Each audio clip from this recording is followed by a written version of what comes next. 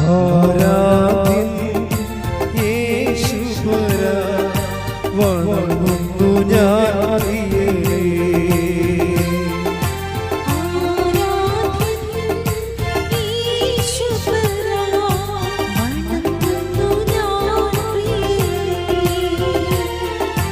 തേജസ്സിലും നിൻ മുഖമിൽ ഹൃദയത്തിനാനന്ദമേ.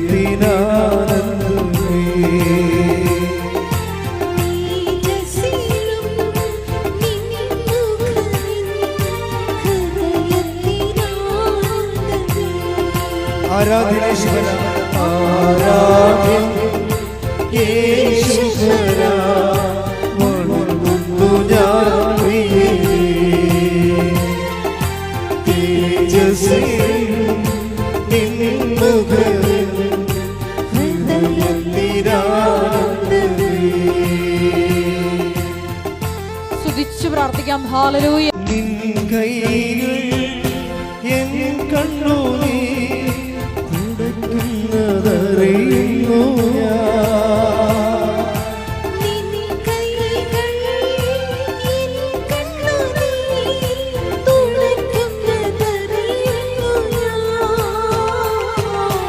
ആരാധ്യൻ യേശുപര വണങ്ങുന്നു ഞാൻ പ്രിയരേ. തേജസ്സിലും നിൻ മുഖമിൽ ഹൃദയത്തിനാനന്ദമേ. പ്രിയമുള്ളവരെ, നമ്മൾ ക്രിസ്തീയ വേദപുസ്തക സാരസംഗ്രഹങ്ങൾ നമ്മൾ കൂടെ അതിൽ സാക്ഷരത നേടിക്കഴിയുമ്പോൾ അതിൻ്റെ ആധ്യാത്മികമായ സാങ്കേതിക വിദ്യകളുണ്ട്. അതുകൂടി സ്വായത്തമാക്കാൻ വേണ്ടിയുള്ള ബോധപൂർവമായ ശ്രമം നടത്തണം. എന്നാൽ മാത്രമേ നമ്മൾ ദൈവവുമായിട്ടുള്ള സമ്പർക്കത്തിൽ വളരത്തുള്ളൂ. ദൈവസമ്പർക്കം വളരെ ക്രിസ്തീയതയിൽ ദൈവസമ്പർക്കം വളരെ എളുപ്പമാണ്. എന്നുവെച്ചാൽ ഇപ്പം നിനക്കൊരു കൺഫ്യൂഷൻ ഉണ്ടായി, ദൈവം നിന്നെ സഹായിക്കും. ക്രിസ്തീയതയിൽ ദൈവത്തിൻ്റെ പേര് സഹായകനെന്നാണ് ശരിക്കും. പരിശുദ്ധാത്മാവിനെ കുറിച്ച് പറയുമ്പോൾ അവൻ എന്നേക്കും നിങ്ങളുടെ കൂടെ ഉണ്ടായിരിക്കും. എൻ്റെ പിതാവ് അയക്കുന്ന സഹായകൻ എന്നേക്കും നിങ്ങളുടെ കൂടെ ഉണ്ടായിരിക്കും. അപ്പോൾ ദൈവത്തിന് സഹായത്തിൻ്റെ ഒരു കൗണ്ടറുണ്ട്, ഒരു ഔട്ട്ലെറ്റ്. അപ്പോൾ ദൈവത്തിൻ്റെ മനസ്സ് നിങ്ങൾക്ക് മനസ്സിലായില്ലേ? നമ്മളെ ഏത് വിധേനയും നമ്മൾ അകപ്പെട്ടു പോയാൽ നമ്മളെ സഹായിക്കണമെന്നുള്ളൊരു മനസ്സിൽ നിന്നാണ് ഈ സഹായകൻ എന്നുള്ള കോൺസെപ്റ്റൊക്കെ പരിശുദ്ധാത്മാവ് നമുക്ക് ഈശോ വെളിപ്പെടുത്തി തന്നിരിക്കുന്നത്. Take the word of God, സഹായകൻ. ശ്രുതിക്കട്ടെ. ഹല്ലേലൂയ, ഹല്ലേലൂയ, ഹല്ലേലൂയ, ഹല്ലേലൂയ. യേശുവേ നന്ദി. ഹല്ലേലൂയ, ഹല്ലേലൂയ, ഹല്ലേലൂയ, ഹല്ലേലൂയ, ഹല്ലേലൂയ, ഹല്ലേലൂയ. യേശുവേ ആരാധന, ആരാധന, ആരാധന, ആരാധന, ആരാധന. ഹല്ലേലൂയ, ഹല്ലേലൂയ, ഹല്ലേലൂയ, ഹല്ലേലൂയ. യോഹന്നാൻ 14:26. യോഹന്നാൻ 14:26. എന്നാൽ എന്റെ നാമത്തിൽ പിതാവ് അയക്കുന്ന സഹായകനായ പരിശുദ്ധാത്മാവ് എല്ലാ കാര്യങ്ങളും നിങ്ങളെ പഠിപ്പിക്കുകയും ഞാൻ നിങ്ങളോട് പറഞ്ഞിട്ടുള്ളതെല്ലാം നിങ്ങളെ അനുസ്മരിപ്പിക്കുകയും ചെയ്യും. ബേസിക്കായിട്ട് ദൈവത്തിൻ്റെ ആത്മാവിൻ്റെ ജോലി എന്താണ്? നമ്മളെ സഹായിക്കുകയാണ്. നിങ്ങളെ ക്രിസ്ത്യാനിറ്റിയുമായിട്ട് പരിചയപ്പെടുമ്പോൾ സ്വാഭാവികമായും ആദ്യം വരണത് ഈ സഹായകൻ്റെ കൗണ്ടറിലാണ് വരണത്. കർത്താവിൻ്റെ മൗലികമായ ദൈവത്തിൻ്റെ മൗലികമായ പ്രവർത്തനങ്ങൾ, അടിസ്ഥാന പ്രവർത്തനങ്ങൾ ഒന്നാണ് സഹായം. അമ്മയിലൂടെ പോലും നമുക്ക് കിട്ടുന്ന സഹായങ്ങളെ ദൈവത്തിൻ്റെ പൊതുനിലപാടിൻ്റെ ഭാഗമായിട്ടാണ്. നമ്മളൊരു പ്രത്യേക പ്രയാസത്തിൽ വീണ് കഴിഞ്ഞാൽ ദൈവം നമ്മളെ സഹായിക്കും. അത് ഇസ്രയേലിൻ്റെ ഒരു അനുഭവമാണ്. ഇസ്രയേലിന്, യഹൂദന്മാർക്ക്, അവരാണല്ലോ ഈ വെളിപാടിൻ്റെ ആദ്യത്തെ ആൾക്കാർ. അതുകൊണ്ട് തന്നെ അവരും ദൈവത്തെ മനസ്സിലാക്കിയിരിക്കുന്നത് തക്ക സമയത്ത് സഹായിക്കുന്നയാളെന്നാണ്. അതുകൊണ്ട് അവിടെ ഈ കാർഷിക വിളകളെല്ലാം നശിച്ച് നാട് നാറാണക്കല്ല് പറിക്കണ ഒരു സമയത്ത് അമ്മമാർ കുഞ്ഞുങ്ങളെ തന്നെത്താൻ പുഴുങ്ങി തിന്നുമായിരുന്നു. ഒന്ന് ചിന്തിച്ച് നോക്കിയേ, ഒരു കാലം അങ്ങനെ ഉണ്ടായിരുന്നു. സ്വന്തം കുഞ്ഞുങ്ങളെ തന്നെ അങ്ങോട്ടും ഇങ്ങോട്ടും കൊന്ന് പുഴുങ്ങി തിന്നണ കാലം. അത്രയ്ക്ക് മനുഷ്യൻ വിശന്നിട്ട് ആക്രാന്തം കയറി, കണ്ണിൽ ഭ്രാന്ത് കയറിയ കാലം. നാട് മുഴുവൻ ഒരു രക്ഷയുമില്ല, വെള്ളം കിട്ടാൻ പോലും മാർഗമില്ലാഞ്ഞ ആക്രാന്തത്തിൻ്റെ കാലം. അപ്പം ആ കാലത്ത് ഒരു മനുഷ്യൻ ഇസ്രയേലിലെ രാജാവിനെ കാണും. രാജാവിനെ കാണുമ്പോഴേ, രാജാവാണല്ല സഹായിക്കേണ്ടത്. അപ്പം ഈ മനുഷ്യൻ പറയും, രാജാവേ സഹായിക്കണമെന്ന് പറയും. അപ്പോൾ രാജാവ് എന്താ പറയണത്? നമ്മുടെ ഉടമ്പടി പുസ്തകത്തിലുണ്ടത്, കർത്താവ് സഹായിച്ചില്ലെങ്കിൽ എനിക്കെങ്ങനെ സഹായിക്കാൻ കഴിയും? 2 രാജാക്കന്മാർ 6:27. അവൻ പറഞ്ഞു കർത്താവ് സഹായിക്കുന്നില്ലെങ്കിൽ. രാജാവ് പറഞ്ഞു, എന്താണ് പറഞ്ഞ? കർത്താവ് സഹായിക്കുന്നില്ലെങ്കിൽ എനിക്കെങ്ങനെ കഴിയും? ഇപ്പം നമ്മൾ സർക്കാർ നിസ്സഹായമായി നിൽക്കുന്ന സമയമുണ്ട്. ഇപ്പോൾ തുടങ്ങിയതല്ലത്, എല്ലാ കാലങ്ങളിലും ഉണ്ട്. ജനങ്ങളെ ഭരിക്കുകയും നയിക്കുകയും സംരക്ഷിക്കുകയും ചെയ്യുന്ന സർക്കാർ തന്നെ ചില വിഷയങ്ങളിൽ നിസ്സഹായമായി നിൽക്കും. അത് ഞാനും കണ്ടിട്ടുണ്ട്. നമ്മളെത്ര ഇന്ന് കാണുന്ന പല ആൾക്കാരും നമ്മൾ സമാധാന കാലത്ത് മാത്രമാണ് അവർക്ക് അവിടെ അധികാരം പ്രയോഗത്തിൽ വരത്തുള്ളൂ. പക്ഷെ നമുക്ക് സമാധാന കാലത്ത് വലിയ അധികാര സഹായങ്ങൾ ആവശ്യമില്ലതാനും. അതാണ് രസം. സുനാമി വന്ന ദിവസം ഞാൻ രണ്ടാമത്തെ സുനാമി അടിക്കുമ്പോൾ 2000, ഇപ്പോൾ 20 കൊല്ലം കഴിഞ്ഞ്, ഇപ്പോൾ രണ്ടാമത്തെ സുനാമി അടിക്കണ സമയത്ത് ഞാൻ അഴീക്കൽ നിൽക്കുമ്പോഴുണ്ട് അവിടെ ഗൗരിയമ്മ എന്ന മന്ത്രിയാണ്, നാട്ടിലുണ്ട്. കുറേ പോലീസുകാരുമായിട്ട് വന്ന് അഴീക്കൽ ഇറങ്ങേണ്ട സമയത്ത് തന്നെ റേഡിയോ ടി വിയിലൊക്കെ എല്ലാം വേളാങ്കണ്ണി പള്ളി വരെ കടൽ കയറണതും പിന്നെ എല്ലായിടത്തും ആൾക്കാരും മരിക്കുന്ന വാർത്തകൾ വന്നുകൊണ്ടിരിക്കുകയാണ്. അപ്പോൾ ആൾക്കാർ കടപ്പുറത്തുനിന്ന് കുടിയൊഴിഞ്ഞ് കിട്ടിയത് ആടെങ്കിൽ ആട്, പശുവെങ്കിൽ പശു, കിട്ടിയതൊക്കെ എല്ലാം എടുത്ത് ഓട്ടോറിക്ഷയായാലും പെട്രോറിക്ഷയായാലും സൈക്കിളിൻ്റെ പുറകിലൊക്കെ ജനം ഇങ്ങനെ പാലായനം ചെയ്യണ കാഴ്ചയാണ്. ഞാൻ എൻ്റെ കണ്ണുകൊണ്ട് ആദ്യം കണ്ടതാണ് ഇങ്ങനെ ജനം ഇങ്ങനെയാണ് കൂട്ടത്തോടെ കുടിയൊഴിഞ്ഞു പോണത് എങ്ങനെയാണെന്ന്. ആ സമയത്താണ് ഗൗരിയമ്മയും കുറേ പോലീസുകാരും കൂടി വന്നത് മാത്രമേ നമുക്ക് ഓർമ്മയുള്ളൂ. മൂന്നാമത്തെ തിര ഇങ്ങനെ തിരിഞ്ഞു വന്നപ്പോൾ ആൾക്കാർ അലറി കടപ്പുറത്ത് കിടന്നുണ്ട്. അപ്പം തന്നെ ഗൗരിയമ്മ ഒരു കണക്കിന് ഒരു കാല് അകത്ത് വെച്ച് ഒരു കാലം പുറത്ത് വെച്ച് ഒരു കണക്കിന് കാറും കൊണ്ട് അവിടുന്ന് പോലീസുകാരെല്ലാം കൂടി ഓടിക്കളഞ്ഞു അവിടുന്ന്. അപ്പോൾ എനിക്ക് മനസ്സിലായി, മന്ത്രിയാണെങ്കിലും ഒന്നും ചെയ്യാനില്ല, അവിടെ നിസ്സഹായനാണ്. ആരായാലും നിസ്സഹായനാണ്. അപ്പോൾ എനിക്കൊരു പേടി വന്നത് ജനമിങ്ങനെ കൂട്ടത്തോടെ പാലായനം ചെയ്യണം കണ്ടപ്പോൾ എനിക്ക് ഭയങ്കര പ്രയാസമായി. കാര്യം ഇനി ജനം തിരിച്ചു വരത്തില്ലേ? ഇനി എന്താണ്? കടൽ കയറി വരികയാണ്, മൂന്നാമത്തെ കയറ്റം കയറി കഴിഞ്ഞാൽ നാട് മുങ്ങിപ്പോവുക. അപ്പോഴും ഞാൻ നോക്കിയപ്പോൾ എൻ്റെ മുമ്പിലുണ്ടായത് ഈ മദർ തെരേസയുടെ കുറേ കന്യാസിമാരാണ്. അവർ 4 പേര് മനക്കോടത്തുനിന്ന് വന്ന് അഴീക്കാൻ നിൽക്കുകയാണ് ഈ ദുരന്തം കണ്ട്. ഞാൻ ഉടനെ, അവർ കുറച്ച് പ്രാർത്ഥനയൊക്കെ ഉള്ളവരാണല്ലോ, ഒന്നുമില്ലെങ്കിൽ പ്രാർത്ഥന ഇല്ലെങ്കിൽ അവർ നല്ല പ്രവർത്തനങ്ങളുള്ള ആൾക്കാരാണ്. അപ്പം പ്രാർത്ഥന, പ്രവർത്തനം, പ്രയോഗം എല്ലാം പ്രഖ്യാപനത്തിൻ്റെ ഒരു ഭാഗമാണ്. അപ്പോൾ അവർക്ക് ബലമുണ്ടാകും, ദൈവതിരുസന്നിധിയിൽ അവർക്ക് ബലമുണ്ട്. അപ്പം ഞാൻ ഉടനെ അവരെയും വിളിച്ചുകൊണ്ട് കടലിലോട്ട് ചെന്ന്, അപ്പോൾ എൻ്റെ മനസ്സിലുണ്ട് എന്താ വെച്ചാൽ വേറെ അവിടെ കാഴ്ചക്കാരിക്കാവുന്നല്ലാതെ ദൈവത്തിൻ്റെ ആൾക്കാർക്കല്ലാതെ അവിടെ ഒന്നും ചെയ്യാനില്ല. അത് നമ്മൾ കണ്ടതാണ്, നേരെ കണ്ട സംഭവമാണ്. അപ്പം ഞാൻ 4 കന്യാസിമാരെയും വിളിച്ചുകൊണ്ട് കടലിലോട്ട് ചെന്നിട്ട് എന്താ ചെയ്യണമെന്ന് വെച്ചാൽ അവിടെ മുട്ടിൽ നിന്ന് മുറ്റം നിന്നിട്ട് ഇവരുടെ ഈ കന്യാസിമാരുടെ കൈ അപ്പുറത്തും ഇപ്പുറത്തും കോർത്ത് പിടിച്ചുകൊണ്ട് ഞങ്ങൾ സ്വർഗസ്ഥനായ പിതാവ് നന്മ നിറഞ്ഞുറയും ചൊല്ലി. എന്നിട്ട് ഞാൻ പറഞ്ഞത് ഒറ്റ കാര്യമേ ഉള്ളൂ, കർത്താവേ, ജോബിൻ്റെ പുസ്തകത്തിൽ എഴുതിയിട്ടുണ്ട്, എന്താണ്, കടലിന് ഓടാമ്പൽ വെച്ചത് നീയാണെന്ന്. നീ ഇന്ന് ഓടാമ്പൽ വെച്ചില്ലെങ്കിൽ ഈ ജനം ഉണ്ടാകത്തില്ല. അതായത് കടലിന് ഓടാമ്പൽ വെക്കുന്നത് കർത്താവാണെന്ന് ജോബിൻ്റെ പുസ്തകത്തിലുള്ളതാണ്.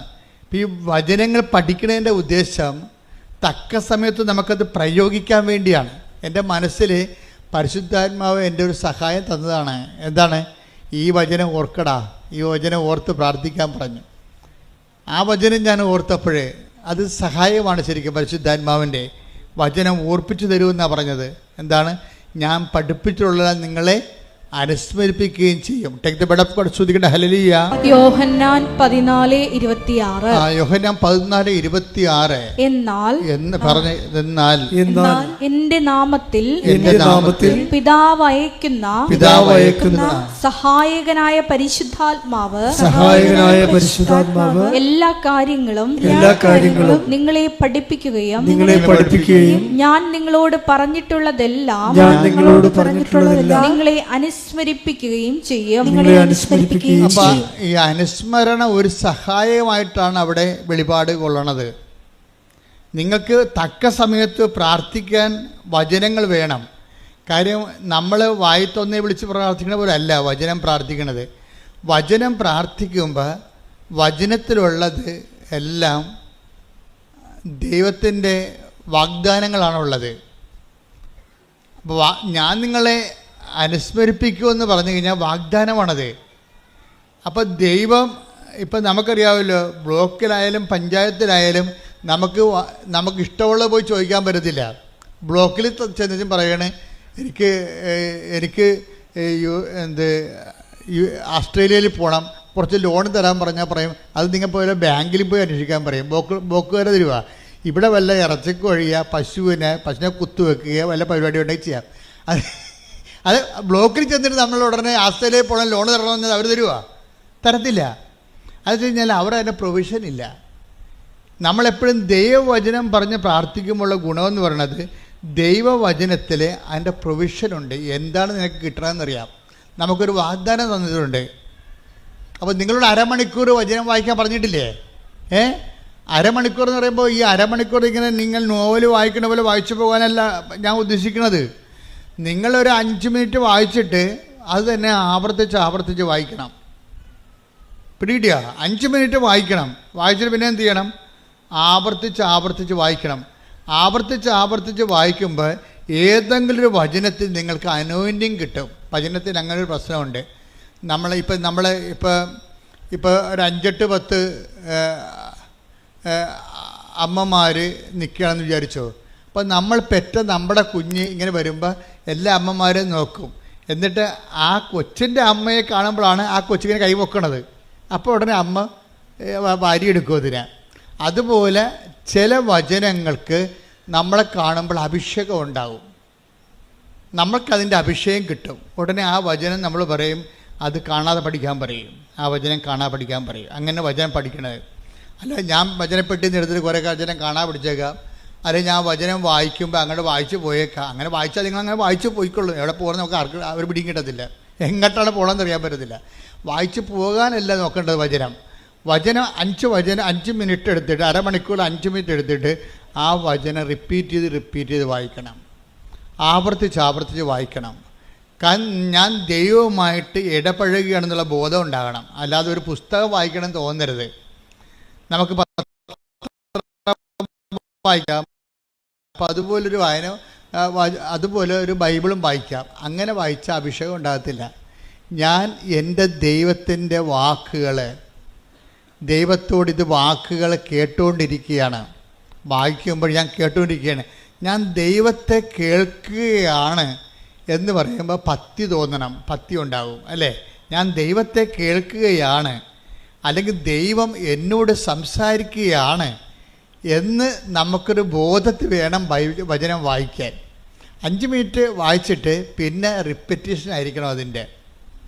അങ്ങനെ റെപ്പറ്റീഷൻ ആയിക്കഴിഞ്ഞാൽ ഈ നമ്മൾ ആവർത്തിക്കുന്ന ഏതെങ്കിലും വചനത്തിൽ വെച്ച് നമുക്ക് ഒരു അഭിഷേകം ഉണ്ടാകും. അത് നമ്മുടെ മനസ്സിലിങ്ങനെ തങ്ങി നിൽക്കും. എന്നിട്ട് തങ്ങി നിന്നിട്ട് അതിങ്ങനെ അബീസിലേക്ക് പോകും. ചില സമയത്ത് അബീസിലേക്ക് പോയാലും അതിൻ്റെ കോഡ് അടിച്ച് നമുക്കറിയാമല്ലോ, സെർവറിലേക്ക് നമ്മുടെ മാറ്റർ മൊബൈലിൽ സെർവറിലേക്ക് പോയാലും ശരി, നമ്മളതിൻ്റെ കോഡ് അടിച്ചു കഴിഞ്ഞാൽ ഉടനെ അത് തിരിച്ചു വരും ഇല്ലേ? എന്ത് വീഡിയോ ആണെങ്കിലും നമ്മൾ അതിൻ്റെ കോഡ് അടിച്ചു കൊടുത്താൽ മതി. ഇതുപോലെയാണ് വചനം വിട്ട് വായിച്ച ഒരു പ്രശ്നം ഉണ്ടായിക്കഴിയുമ്പോൾ പരിശുദ്ധാത്മാവ് നമ്മളെ സഹായിക്കും. ഈ പ്രശ്നത്തിന് ഈ വചനം വെച്ചാണ് പ്രാർത്ഥിക്കേണ്ടത്. അല്ലെങ്കിൽ നമ്മൾ വായി തോന്നണ പോലെ ഈ സ്വയം പ്രേരിത പ്രാർത്ഥന പോലെ വായി തോന്നണ കോതൊക്കെ പാട്ട് പോലെ എന്തെങ്കിലുമൊക്കെ പറഞ്ഞുകൊണ്ടിരിക്കും. അതല്ല, അത് മനുഷ്യൻ്റെ വചനമാണ്. പലപ്പോഴും ദൈവത്തോട് ഇടപെടുമ്പോൾ ദൈവത്തിൻ്റെ വചനം തന്നെയാണ് നമ്മൾ പറഞ്ഞ് പ്രാർത്ഥിക്കേണ്ടത്. നമുക്ക് ചിലപ്പോൾ നമ്പരൊന്നും അറിയാൻ പറ്റത്തില്ല, പക്ഷേ ദൈവാംശം അതിലുണ്ടാകണം. ഇപ്പം ഞാനെന്താ പറഞ്ഞത്? കർത്താവേ, ജോബിൻ്റെ പുസ്തകത്തിൽ എഴുതിയിട്ടുണ്ട്, എന്താണ്, കടലിന് ഓടാമ്പൽ വെച്ചത് അങ്ങാണെന്ന്. കർത്താവ്, ആ ഓടാമ്പൽ ഊരിപ്പോയിട്ടുണ്ടെങ്കിൽ അതിനെ അങ്ങ് തന്നെ അടച്ചു വെക്കണം. ഈ ജനങ്ങളുടെ ജീവൻ രക്ഷിക്കണം. കാരണം ജനങ്ങൾക്ക് വേണ്ടി നമ്മൾ മധ്യസ്ഥം വഹിക്കണം അവിടെ. അതിന് ശേഷം പിന്നീട് കടൽ ശാന്തമാകുമല്ലോ. അതെന്ന് വെച്ചാൽ ഇതുപോലെ തന്നെയാണ് നിങ്ങളുടെ ജീവിതത്തിൽ ഓരോരോ വിഷയത്തിന് പ്രാർത്ഥനകൾ നിങ്ങൾ പറയുമ്പോൾ പരമാവധി നിങ്ങൾ വളർച്ച പ്രാപിച്ചിട്ട് ഒന്ന് പ്രാർത്ഥിച്ച്, കർത്താവായ ദൈവമേ, ഓരോരോ വിഷയത്തിന് ആസ്പദമായ വചനങ്ങളെ അനുസ്മരിപ്പിച്ച് തരുവാൻ അഭിഷേകം നൽകണമേ. ഓരോരോ വചനത്തിന് ആസ്പദമായ വചനങ്ങളെ, ഓരോരോ വിഷയത്തിന് ആസ്പദമായ വചനങ്ങളെ അനുസ്മരിപ്പിച്ച് നൽകുവാൻ അഭിഷേകം നൽകണമേ. പരിശുദ്ധ പരമ ദിവ്യകാരുണ്യത്തിന് ദൈവത്തിൻ്റെ ഒരു ചായ്വെന്ന് പറയണത് നമ്മളെ ഏത് വിധേനയും ഏതവസ്ഥയിലും സഹായിക്കാനുള്ള ഒരു മാനസികാവസ്ഥയാണ് ദൈവത്തിനുള്ളത്. അത് പലപ്പോഴായിട്ട് വെളിപ്പെടുത്തുക മാത്രമല്ല, ഇസ്രായേലിൻ്റെ അനുഭവം മാത്രമല്ല. ഇസ്രായേലിൻ്റെ അനുഭവം എന്താ നമ്മൾ വായിച്ചില്ലേ? 2 രാജാക്കന്മാർ എന്താ പറഞ്ഞു? 2 രാജാക്കന്മാർ 6:27 ആ രാജാവിനോട് ചോദിക്കുകയാണ്, കർത്താവേ, ഞങ്ങളെ സഹായിക്കണമേ. അപ്പോൾ എന്താ പറയണത്? രാജാവ് പറയണത്, ദൈവം സഹായിച്ചില്ലെങ്കിൽ രാജാവിനെ സഹായിക്കാൻ പറ്റുമോ? അടിസ്ഥാനപരം മനസ്സിലായില്ലേ? ഒന്ന് പറഞ്ഞ്, ദൈവം സഹായിച്ചില്ലെങ്കിൽ രാജാവിനെ സഹായിക്കാൻ പറ്റുമോ? ഇവിടെ ഒരു പ്രശ്നമുണ്ട്.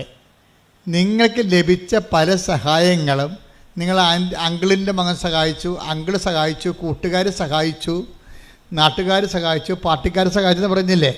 ഇങ്ങനെ പറഞ്ഞാൽ ഉള്ള സഹായം കൂടി പോകും. എന്താ കാര്യം? ദൈവം സഹായിക്കുന്ന കൊണ്ടാണ് അവർക്ക് നമ്മളെ സഹായിക്കാൻ പറ്റണത്. അത് ഓർക്കണം. അല്ല, നിങ്ങൾ അവിടെ അടിമകളായിട്ട് ജീവിച്ചിട്ട് കാര്യമില്ല. ആധ്യാത്മികത എന്ന് പറയുന്നത് ഒരു നിലപാടാണ്, വിഷയത്തോടുള്ള ഒരു സുവിശേഷവിഹിതമായ സമീപനമാണ്. എന്താ പറയണത്? ആര് നമ്മളെ സഹായിച്ചാലും എങ്ങനെ സഹായിച്ചതായിരിക്കും. ദൈവം സഹായിച്ചില്ലെങ്കിൽ രാജാവിന് നമ്മളെ സഹായിക്കാൻ പറ്റുമോ എന്ന് പറഞ്ഞേ? ദൈവം സഹായിച്ചില്ലെങ്കിൽ രാജാവിന് നമ്മളെ സഹായിക്കാൻ പറ്റുമോ? അപ്പൊ ഇന്ന് വരെ ആരെങ്കിലും സഹായിച്ചിട്ടുണ്ടെങ്കിൽ, കാര്യം സഹായം നമുക്കറിയാവില്ല, എത്രയോ പേരാണ് സഹായം കൊണ്ട് അധാർമികരായി പോയത്. ഇപ്പം ഒരു ദിവസം ഒരു ചേച്ചി പറഞ്ഞു, എൻ്റെ അച്ഛാ, ഞാൻ നല്ല പ്രതിബദ്ധയായ ഭാര്യയായിരുന്നു, പക്ഷെ അത് കുമ്പസാരമൊന്നുമല്ല, ഞങ്ങൾ സംസാരിക്കുമ്പോൾ പറയണതാണ്. ഞാൻ ചേച്ചി, പ്രാർത്ഥനാ ജീവിതം ശ്രദ്ധിക്കുക വെച്ചാ, പക്ഷെ പ്രാർത്ഥനാ ജീവിതമേ എനിക്കിപ്പോൾ ഒരു കോൺഫിഡൻസ് ഇല്ലെന്ന് പറയും. എന്താണ്? അവർക്ക് നല്ല പ്രാർത്ഥനാ ജീവിതം ഒരു കാലത്ത് ഉണ്ടായിരുന്നതാണ്. പ്രാർത്ഥനാ ജീവിതമല്ല, പ്രാർത്ഥന ഉണ്ടായിരുന്നതാണ്, പക്ഷെ കോൺഫിഡൻസ് പോയി. എന്താ കാര്യം? അവർക്ക് മലയാളത്തിൽ എഴുതാൻ അറിയാൻ പാടില്ല. ഇംഗ്ലീഷ് എഴുതാറില്ല, മലയാളത്തിൽ എഴുതാൻ അറിയാൻ പാടില്ല. അപ്പം ഒരു അറബി നാട്ടിൽ ചെന്നപ്പോഴേ അവർക്ക് ഒരു കത്ത് വീട്ടിലോട്ട് മക്കൾക്ക് വിടണം, താൻ ജീവിച്ചിരിപ്പുണ്ടെന്ന്, അവിടെ ജോലി ചെയ്യുന്നുണ്ട്, തനിക്ക് സുഖമാണെന്ന്. അപ്പം കത്ത് ആദ്യം വീട്ടിൽ നിന്ന് തന്നെ കത്ത് വായിക്കണം. അപ്പോൾ മൊബൈലിൻ്റെ കാലമല്ലത്, 90-ൻ്റെ കാലഘട്ടമാണിത്. അപ്പോൾ വീട്ടിൽ നിന്ന് തന്നെ കത്ത് വായിക്കണം, നമ്മൾക്ക് കത്ത് വേറെ ആളിനോട് പറഞ്ഞു കൊടുത്ത് എഴുതിക്കണം. അങ്ങനെ ഒരു കാലം ഉണ്ടായിരുന്നേ, ഓർക്കണില്ലേ? 85കളൊക്കെ അത്തരം കാലമാണ്. പക്ഷേ എന്ത് പറ്റി, ഈ എഴുതാൻ വന്നവൻ പറഞ്ഞു അവനോട് ശാരീരികമായ ബന്ധമില്ലെങ്കിൽ മറുപടി എഴുതത്തില്ലെന്ന് പറഞ്ഞു. അവസാനം എന്ത് ചെയ്ത്, അവിടെ സഹായിക്കാൻ അവൻ മാത്രമേ ഉണ്ടായിരുന്നുള്ളൂ അവിടെ. അതുകൊണ്ട് അവർ ശാരീരികമായ ബന്ധം ഉണ്ടായി. നോക്കിയേ, അതോടുകൂടി അവിടെ കൃപ പോയി. അപ്പം സഹായിച്ചതാണ്, അവനാണ് സഹായിച്ചത്. അല്ലെങ്കിൽ ഇവർക്ക് ദാർഢ്യത്തോടെ ഇവർക്ക് പറയാമായിരുന്നു, നീ പൊടാവിടുന്നു, നീ എന്നെ സഹായിക്കുന്നുണ്ടെങ്കിൽ എൻ്റെ കർത്താവ് എന്നെ സഹായിക്കുന്നത് നീ വഴിയാണ്, നിനക്ക് സഹായിച്ചില്ലെങ്കിൽ നാളെ വേറെ ആളെ വരൂ എന്ന് പറയാനുള്ള ചങ്കൂറ്റത്തിൻ്റെ പേരാണ് ആധ്യാത്മികത. കൈയടിച്ച് ശ്രദ്ധിക്കട്ടെ. ഹല്ലേലൂയ.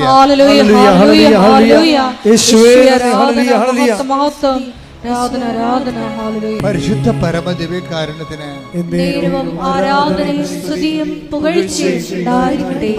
ആധ്യാത്മികത എന്ന് പറയുന്നത് ഒരു കുറച്ച് പ്രാർത്ഥനകളുടെ സംഹിതയല്ല, മറിച്ച് എന്താണ്, ഒരു ജീവിത വിഷയങ്ങളുള്ള ദൈവ കേന്ദ്രീകൃതമായ ഒരു നിലപാടാണ്. അതാണ് ഈ രാജാവ് പറയണത്. നീ എന്നോട് സഹായം ചോദിക്കുന്നു, പക്ഷേ ഞാൻ രാജാവാണ്, എനിക്ക് നിന്നെ സഹായിക്കാം. പക്ഷേ കർത്താവ് നിന്നെ സഹായിച്ചില്ലെങ്കിൽ എൻ്റെ സഹായം വ്യർത്ഥമാണ്. അത് ഇസ്രയേലിന് അറിയാം. യഹൂദ ജനതയ്ക്ക് മുഴുവൻ അറിയാം. വെളിപാട് ജനതയാണ് അവരെ. അവർക്ക് ദൈവത്തിൻ്റെ വഴികളെക്കുറിച്ച് അറിയാം. അതുകൊണ്ടാണ് അവരെന്താ പറയണത്, അവർ പറയുന്നത് നമ്മുടെ സഹായം കർത്താവിൻ്റെ നാമത്തിൽ. അല്ലേ? 121 സങ്കീർത്തനം വായിച്ചേ, 121:1 വായിച്ചേ. 121 സങ്കീർത്തനം 1-2 തിരുവചനങ്ങൾ. പർവ്വതങ്ങളിലേക്ക് ഞാൻ കണ്ണുകൾ സങ്കീർത്തനമാണ്. കൈ ഉയർത്തിക്കൊണ്ട് ഇങ്ങനെ പറഞ്ഞേ, പർവ്വതങ്ങളിലേക്ക്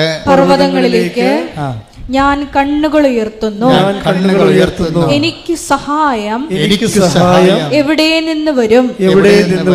എനിക്ക് സഹായം കർത്താവിൽ നിന്ന് വരുന്നു. ആകാശവും ഭൂമിയും സൃഷ്ടിച്ച കർത്താവിൽ നിന്ന്. അപ്പൊ ഇത് ഇസ്രായേലിലെ അനുഭവങ്ങളിൽ നിന്ന് പഠിച്ചതാണ്.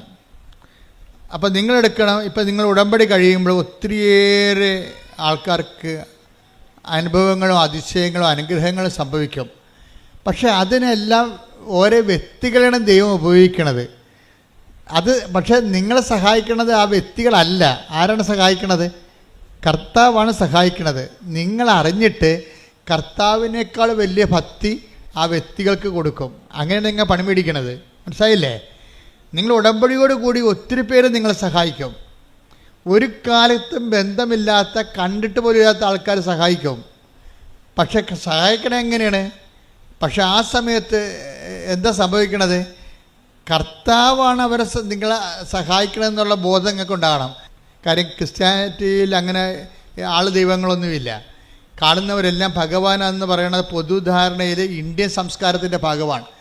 പക്ഷെ വരുന്ന പ്രോബ്ലം എന്ന് പറയണത്, നമ്മൾ ഈ ചത്തുപോണ മനുഷ്യർ പലപ്പോഴും ഇവർ നമ്മളൊന്ന് സഹായിച്ചെന്നും പറഞ്ഞ് നമ്മൾ ഉടനെ എടുത്തവരെ ദൈവത്തിൻ്റെ സ്ഥാനത്ത് വെക്കും. നിങ്ങളെനിക്ക് ദൈവത്തെ പോലെയാണെന്ന് പറയും. അങ്ങനെ ഒരിക്കലും പറഞ്ഞു കഴിഞ്ഞാൽ അത് മാരകമായ പാപം, 1-ാം പ്രമാണ ലംഘനമാണ്. അതായത് നിൻ്റെ കർത്താവായ ദൈവം ഞാനാകുന്നു, ഞാനല്ലാതെ മറ്റൊരു ദൈവം നിനക്കുണ്ടാവരുത്. എന്താ കാര്യം? ദൈവത്തിൻ്റെ സ്ഥാനം അറിഞ്ഞോ അറിയാതെയോ അലപരാധികളായ മനുഷ്യർക്ക് കൊടുക്കും. അങ്ങനെ ഉണ്ടെങ്കിൽ അത് നിങ്ങൾ ആരായാൽ തന്നെയും നിങ്ങൾ ദൈവത്തോട് മാപ്പ് ചോദിക്കണം. പ്രാർത്ഥിക്കുക. കർത്താവായ ദൈവമേ, ഒരു സഹായം കിട്ടിയതിന്റെ പേരിൽ നിന്നെ മറന്ന് നിന്റെ മഹത്വം സൃഷ്ടിക്കപ്പെട്ട മനുഷ്യന് കൊടുത്തിട്ടുണ്ടെങ്കിൽ എന്റെ ജീവിതത്തിലെ ഞാൻ ആ തിന്മ ആവർത്തിക്കയില്ലെന്ന് പറഞ്ഞുകൊണ്ട് മാപ്പിനായി അപേക്ഷിക്കുന്നു. പരിശുദ്ധ പരമദിവ്യകാരുണ്യത്തിന് നേരവും ആരാധനയും സ്തുതിയും പുകഴ്ചയും ഉണ്ടായിരിക്കട്ടെ. ഇതൊക്കെ നിങ്ങൾക്ക് അനുദപിക്കാനുള്ള അവസരമാണ്. ഉടമ്പടി 2016 ആദ്യം തരുമ്പോൾ കർത്താവിൻ്റെ ഉടമ്പടിയുടെ അടിസ്ഥാന വചനം എന്തായിരുന്നു അറിയാവോ? എന്താണ്? അനുതപിച്ചാൽ നീ അനുഗ്രഹം പ്രാപിക്കും. യെശയ്യാ 1:19.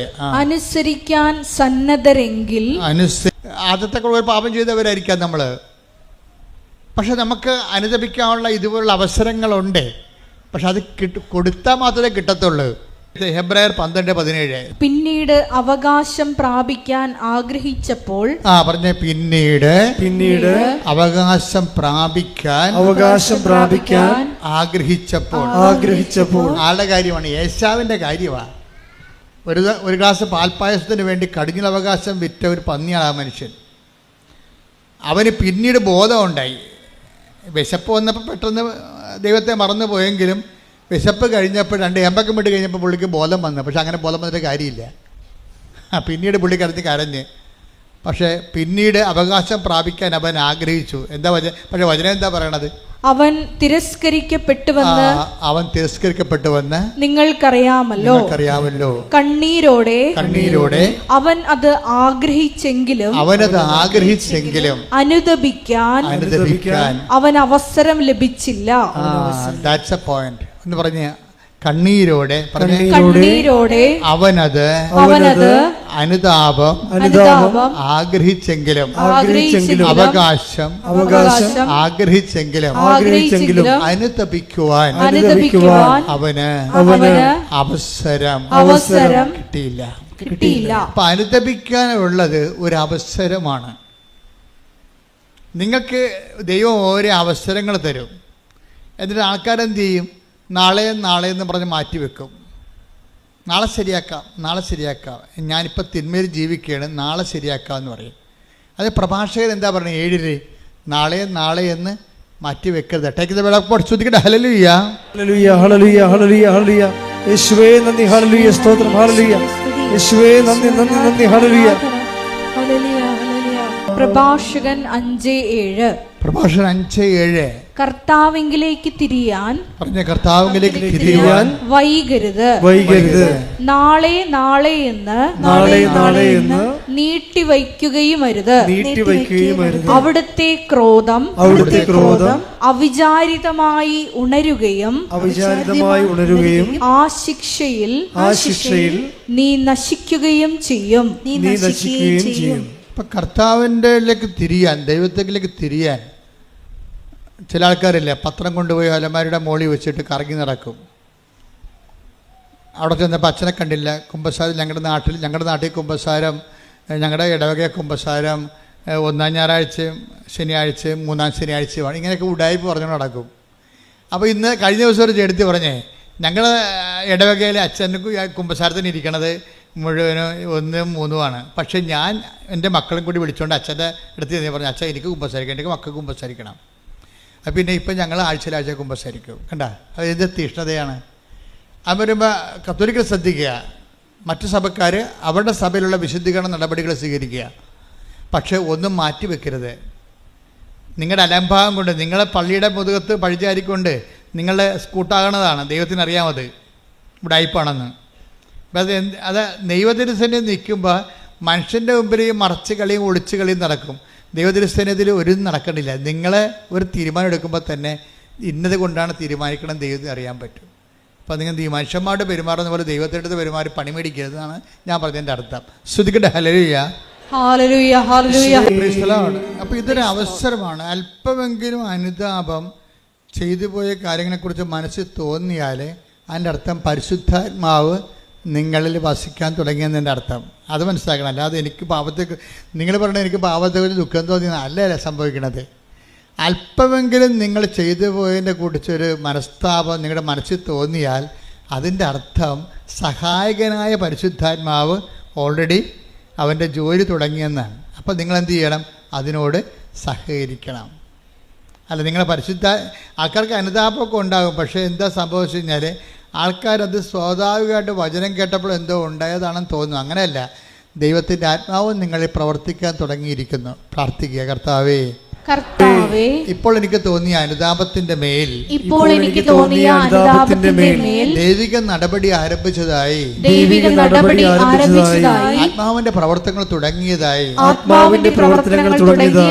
ഞാൻ മനസ്സിലാക്കുന്നു. ആത്മാവിന്റെ കൃപയിലും അഭിഷേകത്തിലും നിലനിൽക്കുവാൻ എന്നെ സഹായിക്കണമേ. ശ്രദ്ധിക്കട്ടെ.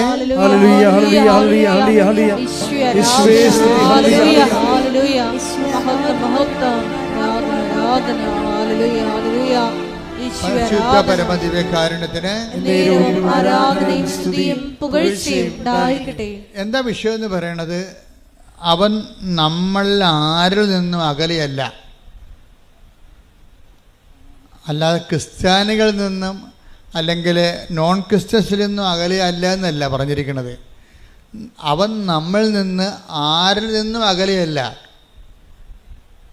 ഈ അനുതാപം ആർക്കെല്ലാം തോന്നിയിട്ടുണ്ടോ ഓർക്കണേ എന്താണ്? നിങ്ങൾ ഏത് മതത്തിൽപ്പെട്ടായാലും ദൈവം നിങ്ങളുടെ അടുത്തുണ്ട്. കൈയടിച്ച് ശ്രദ്ധിക്കട്ടെ. ഹല്ലേലൂയ. നടപടി പുസ്തകം 17:27. അവർ ദൈവത്തെ അന്വേഷിക്കുന്നതിനും അവർ ദൈവത്തെ അന്വേഷിക്കുന്നതിനും ഒരുപക്ഷേ അനുഭവത്തിലൂടെ അവിടുത്തെ കണ്ടെത്തുന്നതിനും വേണ്ടിയാണ്. ദൈവത്തെ കണ്ടെത്തുന്ന ഒരു വഴി എന്താണ്? അനുഭവമാണ്. മനസ്സിലായില്ലേ? നടപടി 17 എന്താ പറഞ്ഞത്? 17:27 എന്താ പറയണത്? ദൈവത്തെ കണ്ടെത്തുന്ന ഒരു വഴി എന്താണ്? അനുഭവമാണ്. അതുകൊണ്ടാണ് ഈ അനുഭവ സാക്ഷ്യമൊന്നും പറഞ്ഞ് നമ്മൾ കെട്ടിച്ചാടി നടക്കേണ്ട കാര്യം ഇതാണ്. ദൈവത്തെ മനുഷ്യൻ കണ്ടെത്തണത് ബുദ്ധിപരമായിട്ടുള്ള വ്യായാമത്തിലൂടെയല്ല, ഒരു ടാഞ്ചിബിളായിട്ടുള്ള സ്പർശ്യമായിട്ടുള്ള അനുഭവത്തിലൂടെയാണ്. ബുദ്ധിപരമായ വ്യായാമത്തിലൂടെ കണ്ടെത്തുന്നവർ ചിലപ്പോൾ 0% ആയിരിക്കും, 0.01 ആയിരിക്കും. പക്ഷേ ബാക്കി 99% ആൾക്കാരും ദൈവത്തെ കണ്ടെത്തുന്നത് സ്വന്തം അനുഭവത്തിലൂടെയാണ്. ഈ അനുഭവത്തിലൂടെ എന്താണ് അനുഭവം? എന്താണ് അനുഭവം എന്ന് പറയണത്? ബേസിക്കായിട്ടുള്ള അനുഭവം എന്ന് പറയണത് വായിച്ചോളൂ, താഴേക്ക് വായിച്ചോളൂ. എങ്കിലും അവിടുന്ന് നമ്മിൽ ആരിൽ നിന്ന് അകലെയല്ല. അതാ സംഭവം. എങ്കിലും അവിടുന്ന് പറഞ്ഞേ. എങ്കിലും അവിടുന്ന് നമ്മൾ ആരിൽ നിന്നും അകലെയല്ല. അപ്പൊ ഇതാണ് ബേസിക് ഗോഡ് എക്സ്പീരിയൻസ് എന്ന് പറയണത്. നിങ്ങൾ ഏത് മതത്തിൽപ്പെട്ട ആൾക്കാരായാലും ദൈവം നിങ്ങൾ നിന്ന് അകലെയല്ല എന്ന് ആരിൽ നിന്നും എന്നാണ് പറയണത്. അല്ലാതെ മറ്റ് ഓരോ വിഭാഗമല്ല പറയണത്. നമ്മൾ അത് ഏതൻസിലെ പ്രസംഗമാണ്. ഏതൻസിൽ ചുരുക്കം ചില യഹൂദന്മാരേ ഉള്ളൂ. പൗലോസിൻ്റെ പ്രസംഗമാണിത്. അവിടെയുള്ളതെല്ലാം ഗ്രീക്ക് വിജാതിയരാണ് ഉള്ളത്, യഹൂദന്മാരുടെ ജാതിയിൽപ്പെടാത്തവരാണ്. അപ്പോൾ കോമൺ പബ്ലിക്കിനോടാണ് പറയണത്, നമ്മൾ ആരിൽ നിന്നും ദൈവം അകലെയല്ല. ഇതെല്ലാവരും മനസ്സിലാക്കണം. നിങ്ങൾ എന്ത് വിശ്വസിച്ചാലും യഥാർത്ഥ ദൈവം നിങ്ങൾ ആരിൽ നിന്നും അകലെയല്ല. അതുകൊണ്ട് ഇപ്പോഴെന്താ സംഭവം? അകലെ അല്ല എന്ന് വെച്ചതിൻ്റെ അർത്ഥം എന്താണ്? അടുത്താണെന്നതിന് അർത്ഥം. മനസ്സിലായി? അകലെയല്ലെന്ന് പറഞ്ഞതിൻ്റെ അർത്ഥം എന്താണ്? അടുത്താണ്. കലവൂര് ഈ കൃപാസനത്തിൻ്റെ അകലെ അല്ല എന്ന് വെച്ചാൽ കലവൂര് അമേരിക്കയിലല്ലെന്ന് അതിൻ്റെ അർത്ഥം. അടുത്താണെന്ന് എന്ന് വെച്ചാൽ നമ്മളൊരു ചെറിയൊരു പരിശ്രമം നടത്തിയാൽ പെട്ടെന്ന് അവിടെ എത്താൻ കഴിയും. അപ്പം ദൈവത്തിൻ്റെ അനുഭവങ്ങളെന്ന് പറയണത് യമ, നിയമ, ആസന, പ്രാണായാമ, പ്രത്യാസന, നിധിധ്യാസന, സമാധിയിലൂടെ 9 കൊല്ലം കാത്തിരിക്കേണ്ട കാര്യങ്ങളില്ലെന്നാണ് പറയണത്. വളരെ ദൈവത്തിന് വളരെ സിമ്പിളായിട്ടാണ് കൊടുക്കണത്. എന്താ കാര്യം? നമ്മൾ ആരിൽ നിന്നും അകലെയല്ല. നമ്മൾ ചെറിയൊരു പരിശ്രമം നമ്മുടെ ഭാഗത്തു നിന്നുണ്ടെങ്കിൽ ദൈവം നമ്മുടെ അടുത്തുണ്ട്, തൊടാൻ നമുക്ക് പറ്റും. ഈ പരിശ്രമമായി ചെറിയൊരു പരിശ്രമമാണ് ഉടമ്പടി ചെയ്യണത്. മനസ്സിലായോ? ഇപ്പോൾ ഉടമ്പടി ചെയ്യണത് എന്താണ്? ബേസിക്കായിട്ട് നമ്മൾ ആരിൽ നിന്നും അകലെ അല്ലാത്ത ദൈവത്തിനെ എന്ന് വെച്ചാൽ നമ്മുടെ അടുത്ത് തന്നെയുള്ള ദൈവത്തിനെ പെട്ടെന്ന് അനുഭവിക്കാനുള്ള ഒരു ചെറിയ സ്റ്റെപ്പാണ് നമ്മൾ ഉടമ്പടി ചെയ്യണത്. എന്താണ്? അവൻ പറയണത് പോലെ ചെയ്യുക, പ്രാർത്ഥിക്കുക. കർത്താവായ ദൈവമേ, കർത്താവായ ദൈവമേ, അവൻ പറയണ പോലെ ചെയ്തുകൊണ്ട് അവൻ പറയുന്നത് പോലെ ചെയ്തുകൊണ്ട് ഞങ്ങളിൽ ആരിൽ നിന്നും അകലെയല്ലാത്ത ദൈവത്തെ അടുത്തുള്ള ദൈവത്തെ അനുഭവിക്കുവാൻ നല്ല ഉടമ്പടി സാക്ഷികളായി മാറാൻ ഞങ്ങളെ അഭിഷേകം ചെയ്യണമേ. ഇപ്പൊ യഹോബരായർ 12:17 നമ്മൾ വായിച്ചതാണ്. എന്താണ്? അനുദപിക്കാനുള്ള അവസരം ഏശാവിന് ദൈവം കൊടുത്തില്ല. കാര്യം ചില ആൾക്കാർക്ക് അനുദപിക്കാനുള്ള അവസരം കൊടുക്കത്തില്ല. എന്താ കാര്യം? ദൈവം അവസരം തന്നാൽ മാത്രമേ അനുതാപം തോന്നത്തുള്ളൂ. ഏശാവിന് അനുതാപത്തിന് അവസരം കൊടുത്തില്ല, അയാൾക്ക് ഒന്നും തോന്നിയില്ലെന്നാണ്. എന്തുകൊണ്ടാണെന്ന് വെച്ച് കഴിഞ്ഞാൽ നമ്മൾ വീണ്ടും വീണ്ടും പാപം ചെയ്യുമെന്നും ഇത് ചുമ്മാ ഒരു അഭ്യാസത്തിന് വേണ്ടി IELTS പാസ്സാകാനോ വീട് വിൽക്കാനോ ജപ്തിയിൽ നിന്ന് രക്ഷപ്പെടാൻ വേണ്ടിയുള്ള ഉടമ്പടി പ്രയോഗമാണ്. അല്ലാതെ ജീവിതത്തിൽ ദൈവത്തെ ക്ഷണിക്കാൻ ഉദ്ദേശിക്കുന്നില്ല. അകലെ നിന്നോട് ദൈവത്തിൻ്റെ അനുഗ്രഹം അടിച്ചു മാറ്റി വയറ്റിപ്പഴപ്പിന് ജീവിക്കാനാണെന്ന് ദൈവത്തിന് തോന്നിയാൽ നമുക്ക് അനുതാപം തോന്നത്തില്ല. അവസരമാണിത്, പക്ഷേ നമുക്ക് അനുതാപം തോന്നത്തില്ല, നമുക്കത് ഫീൽ ചെയ്യത്തില്ല. നമുക്ക് ഫീൽ ചെയ്തിട്ടില്ലെങ്കിൽ ആദ്യം ഫീൽ ചെയ്യാൻ ആളാരാണെന്നറിയാവോ? ആദമാണ് ആദ്യത്തെ മനുഷ്യൻ്റെ എന്താണ് അതിന് ദൈവം അവനോട് ചോദിച്ചു. എന്താ ചോദിച്ചത്? പാപം കഴിഞ്ഞപ്പോൾ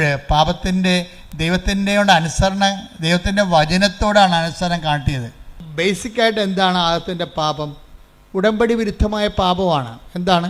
അവൻ പറയണ പോലെ ചെയ്യുന്നതാണ് ഉടമ്പടി, അവൻ പറയണ പോലെ ചെയ്യാത്തതാണ് പാപം. ക്ലിയർ അല്ലേ? പാദത്തിൻ്റെ പാപം എന്താണ്? ഉടമ്പടിയുടെ ബ്രേക്ക്മെൻറ്റാണ് വരുന്നത്. അതിൻ്റെ അകത്ത് ദൈവവും മനുഷ്യനും ഉണ്ടായ കാലം മുതലുള്ള നടപടിക്രമം ഉടമ്പടിയാണ്.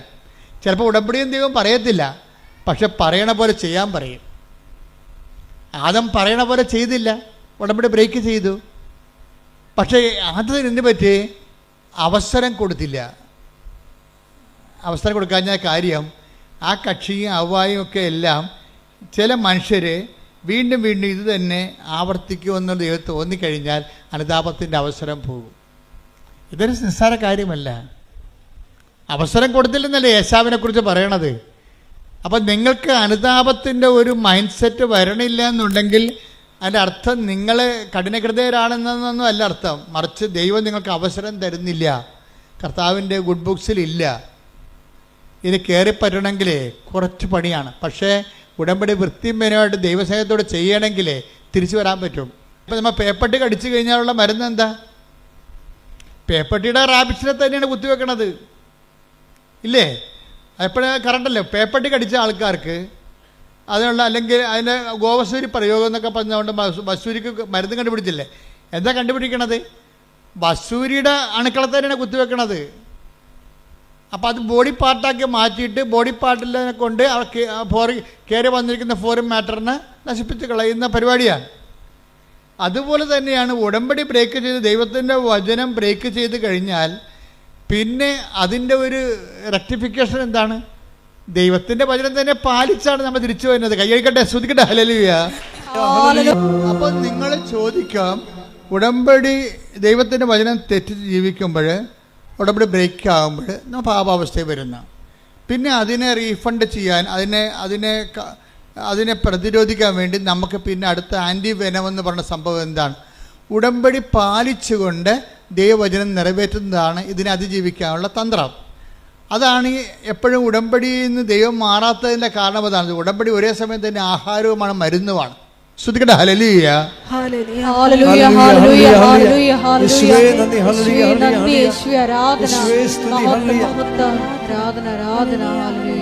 പരിശുദ്ധ പരമ ദിവ്യകാരുണ്യത്തിന് പക്ഷെ ഒരു പ്രശ്നം എന്ന് പറഞ്ഞാലേ, ചില ആൾക്കാരോട് ഉടമ്പടി എടുത്താൽ തന്നെയും ദൈവം അത് അക്സെപ്റ്റ് ചെയ്യത്തില്ല, ആക്ടിവേറ്റ് ആക്കത്തില്ല, ഇല്ലേ? ആക്ടിവേറ്റ് ആകത്തില്ല. അത് നമ്മൾ ശ്രദ്ധിക്കണം. ഉടമ്പടി ആർക്ക് വേണമെങ്കിലും എടുക്കാൻ വന്ന് ഇടിച്ചു തല്ലി എടുക്കുക, നേരത്തെ പോകാൻ വേണ്ടി ബഹളം ഉണ്ടാക്കുകയോ വണ്ടിക്കാരെ വിളിക്കുമെന്ന് പറഞ്ഞുകൊണ്ട് ഇവിടുത്തെ കൗണ്ടറിനെ ഭീഷണിപ്പെടുത്തുകയോ എന്ത് വേണമെങ്കിലും ചെയ്യാം. പക്ഷേ ഉടമ്പടി നിങ്ങൾക്ക് എടുക്കാം, പക്ഷെ ആക്ടിവേഷൻ ആക്കുന്നത് വേറെ പ്രിൻസിപ്പിളാണ്. അതെപ്പോഴും നമ്മൾ ശ്രദ്ധിക്കണം. നിങ്ങൾ ഉടമ്പടിയിൽ ആദ്യമേ തന്നെ കയറി ഞാനങ്ങ് സാക്ഷ്യം പറയത്തില്ല, പിന്നെ അവിടെയൊക്കെ ഒന്ന് ആൾക്കാരെ വിളിച്ചു പോകാനാ, വല്ല പണിയൊന്നുമില്ലേ എന്ന് പറഞ്ഞുകൊണ്ടാണ് നിങ്ങൾ ഉടമ്പടി എടുക്കണമെങ്കിൽ ദൈവം അത് ആക്ടിവേറ്റ് ആക്കത്തില്ല. കാര്യം ഈ പന്നി വയറ്റിപ്പഴപ്പിന് വേണ്ടി മാത്രം കയറി വന്നിരിക്കുന്നതാണ്, ദൈവത്തിന് പണി കൊടുക്കാൻ വേണ്ടി വന്നിരിക്കുകയാണ്. ദൈവത്തിനെ മഹത്വപ്പെടുത്തുക, മറ്റുള്ളവരെ വിശ്വാസത്തിലേക്ക് വളർത്തുക, അതൊന്നും ഇവരുടെ പരിപാടിയല്ല. ഇവർക്ക് ഇവരുടെ പരിപാടി സ്വന്തം വയറ്റിപ്പഴപ്പ് മാത്രമേ ഉള്ളെന്ന് പറഞ്ഞാൽ ഈ സാധനം ആക്ടിവേറ്റ് ആക്കത്തില്ല. കാര്യം എന്താണ്? ഉടമ്പടി എടുക്കാത്തത് ഇതിന് തുല്യമായിട്ട് നിൽക്കും സാധനം. കാര്യം അവസരം എന്നാണ്. അതാണ് അവസരം. 12:17 എന്താ പറയണത്? അനുദപിക്കാൻ അവസരം നൽകിയില്ല. എന്നിട്ട് അവസരം നൽകേണ്ടത് ആരാണ്? അവസരം നമുക്ക് നൽകേണ്ടത് ആരാണ്? ദൈവമാണ്. അതാണ് പ്രശ്നം. ഈ അവസരത്തിനൊത്ത് വളർന്നില്ലെങ്കിൽ ആ ദൈവം അത് ആക്ടിവേറ്റ് ആക്കത്തില്ല. ആദത്തിൻ്റെ പരിപാടി എന്താ? ആദത്തിനോട് ചോദിച്ചു, ഈ കക്ഷി ഉടമ്പടി ബ്രേക്ക് ചെയ്തല്ല. അപ്പോൾ ദൈവം ചോദിച്ചത് എന്താണ്? നീ എവിടെയാണെന്ന് ചോദിച്ചു. അത്രയേ ഉള്ളൂ, വേറെ ഒന്നും ചോദിച്ചില്ല. ഉൽപ്പത്തി 3:9 എടുത്ത് അവിടുന്ന് പുരുഷനെ വിളിച്ച് ചോദിച്ചു. അവിടുന്ന് പുരുഷനെ വിളിച്ച് പറഞ്ഞു. അവിടുന്ന് പുരുഷനെ വിളിച്ച് ചോദിച്ചു. നീ എവിടെയാണ്? ഓക്കെ, ക്ലിയർ, തീർന്ന്. ചോദ്യം ഇത്രയേ ഉള്ളൂ, നീ എവിടെയാണ്. പക്ഷേ ഈ ദൈവത്തിന് അറിയാം നീ എവിടെ ആയിരിക്കേണ്ടവനാണെന്ന് പറഞ്ഞുകൊണ്ട് അത് പറഞ്ഞു കൊടുക്കേണ്ടതാണ്. പറഞ്ഞു കൊടുക്കത്തില്ല. കാര്യം എന്താണ്? അയാൾ മനസ്സാന്തപ്പെട്ടിട്ട് ദൈവത്തെ കഞ്ഞി വെക്കേണ്ട കാര്യമില്ല. കാര്യം അവൻ ചെയ്തിരിക്കുന്ന തിന്മയ്ക്ക് പകരം ദൈവം റീഫണ്ട് ചെയ്യാൻ വേണ്ടി ആൾക്കാരെ എല്ലാം നിശ്ചയിച്ചു കഴിഞ്ഞു. മാതാവ് മനസ്സിൽ മാനസപുത്രിയെ പോലെ ജനിച്ചു. ഈശോയുടെ പരിശോധനത്തെക്കുറിച്ച് ദൈവം പ്ലാനിട്ടു. അപ്പോൾ ഈ പന്നി ഇനി മാനസാന്തപ്പെട്ടിട്ട് ദൈവം ഒന്നും കാണിക്കാനില്ല. ഇവിടെ എന്താ പ്രശ്നം വെച്ചാൽ നീ എവിടെയാണെന്നാണ് ആദത്തിനോട് ചോദിക്കുന്നത്. പക്ഷേ ദൈവത്തിനറിയാം ഇവൻ എവിടെ ആയിരിക്കേണ്ടവനാണ്, എവിടെയാണ് ആകേണ്ടതെന്ന് ദൈവത്തിന് അറിയാം. ആ സ്ഥലം ഒന്ന് പറഞ്ഞു കൊടുത്താൽ മതിയായിരുന്നു, ആദം തിരിച്ചു വന്നേനം. പക്ഷെ അനുദപിക്കാൻ അവന് അവസരം കൊടുത്തില്ല. എന്താ? ആദം എവിടെ ആയിരിക്കണം. അപ്പോൾ എബ്രഹാത്തിനെ വിളിച്ചപ്പോൾ ദൈവം പറഞ്ഞു, മകനെ, ഞാൻ നിൻ്റെ ദൈവമാണ്, നീ എവിടെ ആയിരിക്കണമെന്ന് ഞാൻ പറയാം. നീ എവിടെ ആയിരിക്കണം? നീ എൻ്റെ മുമ്പിലായിരിക്കണമെന്ന്. കൈയടിച്ച് കർത്താവ്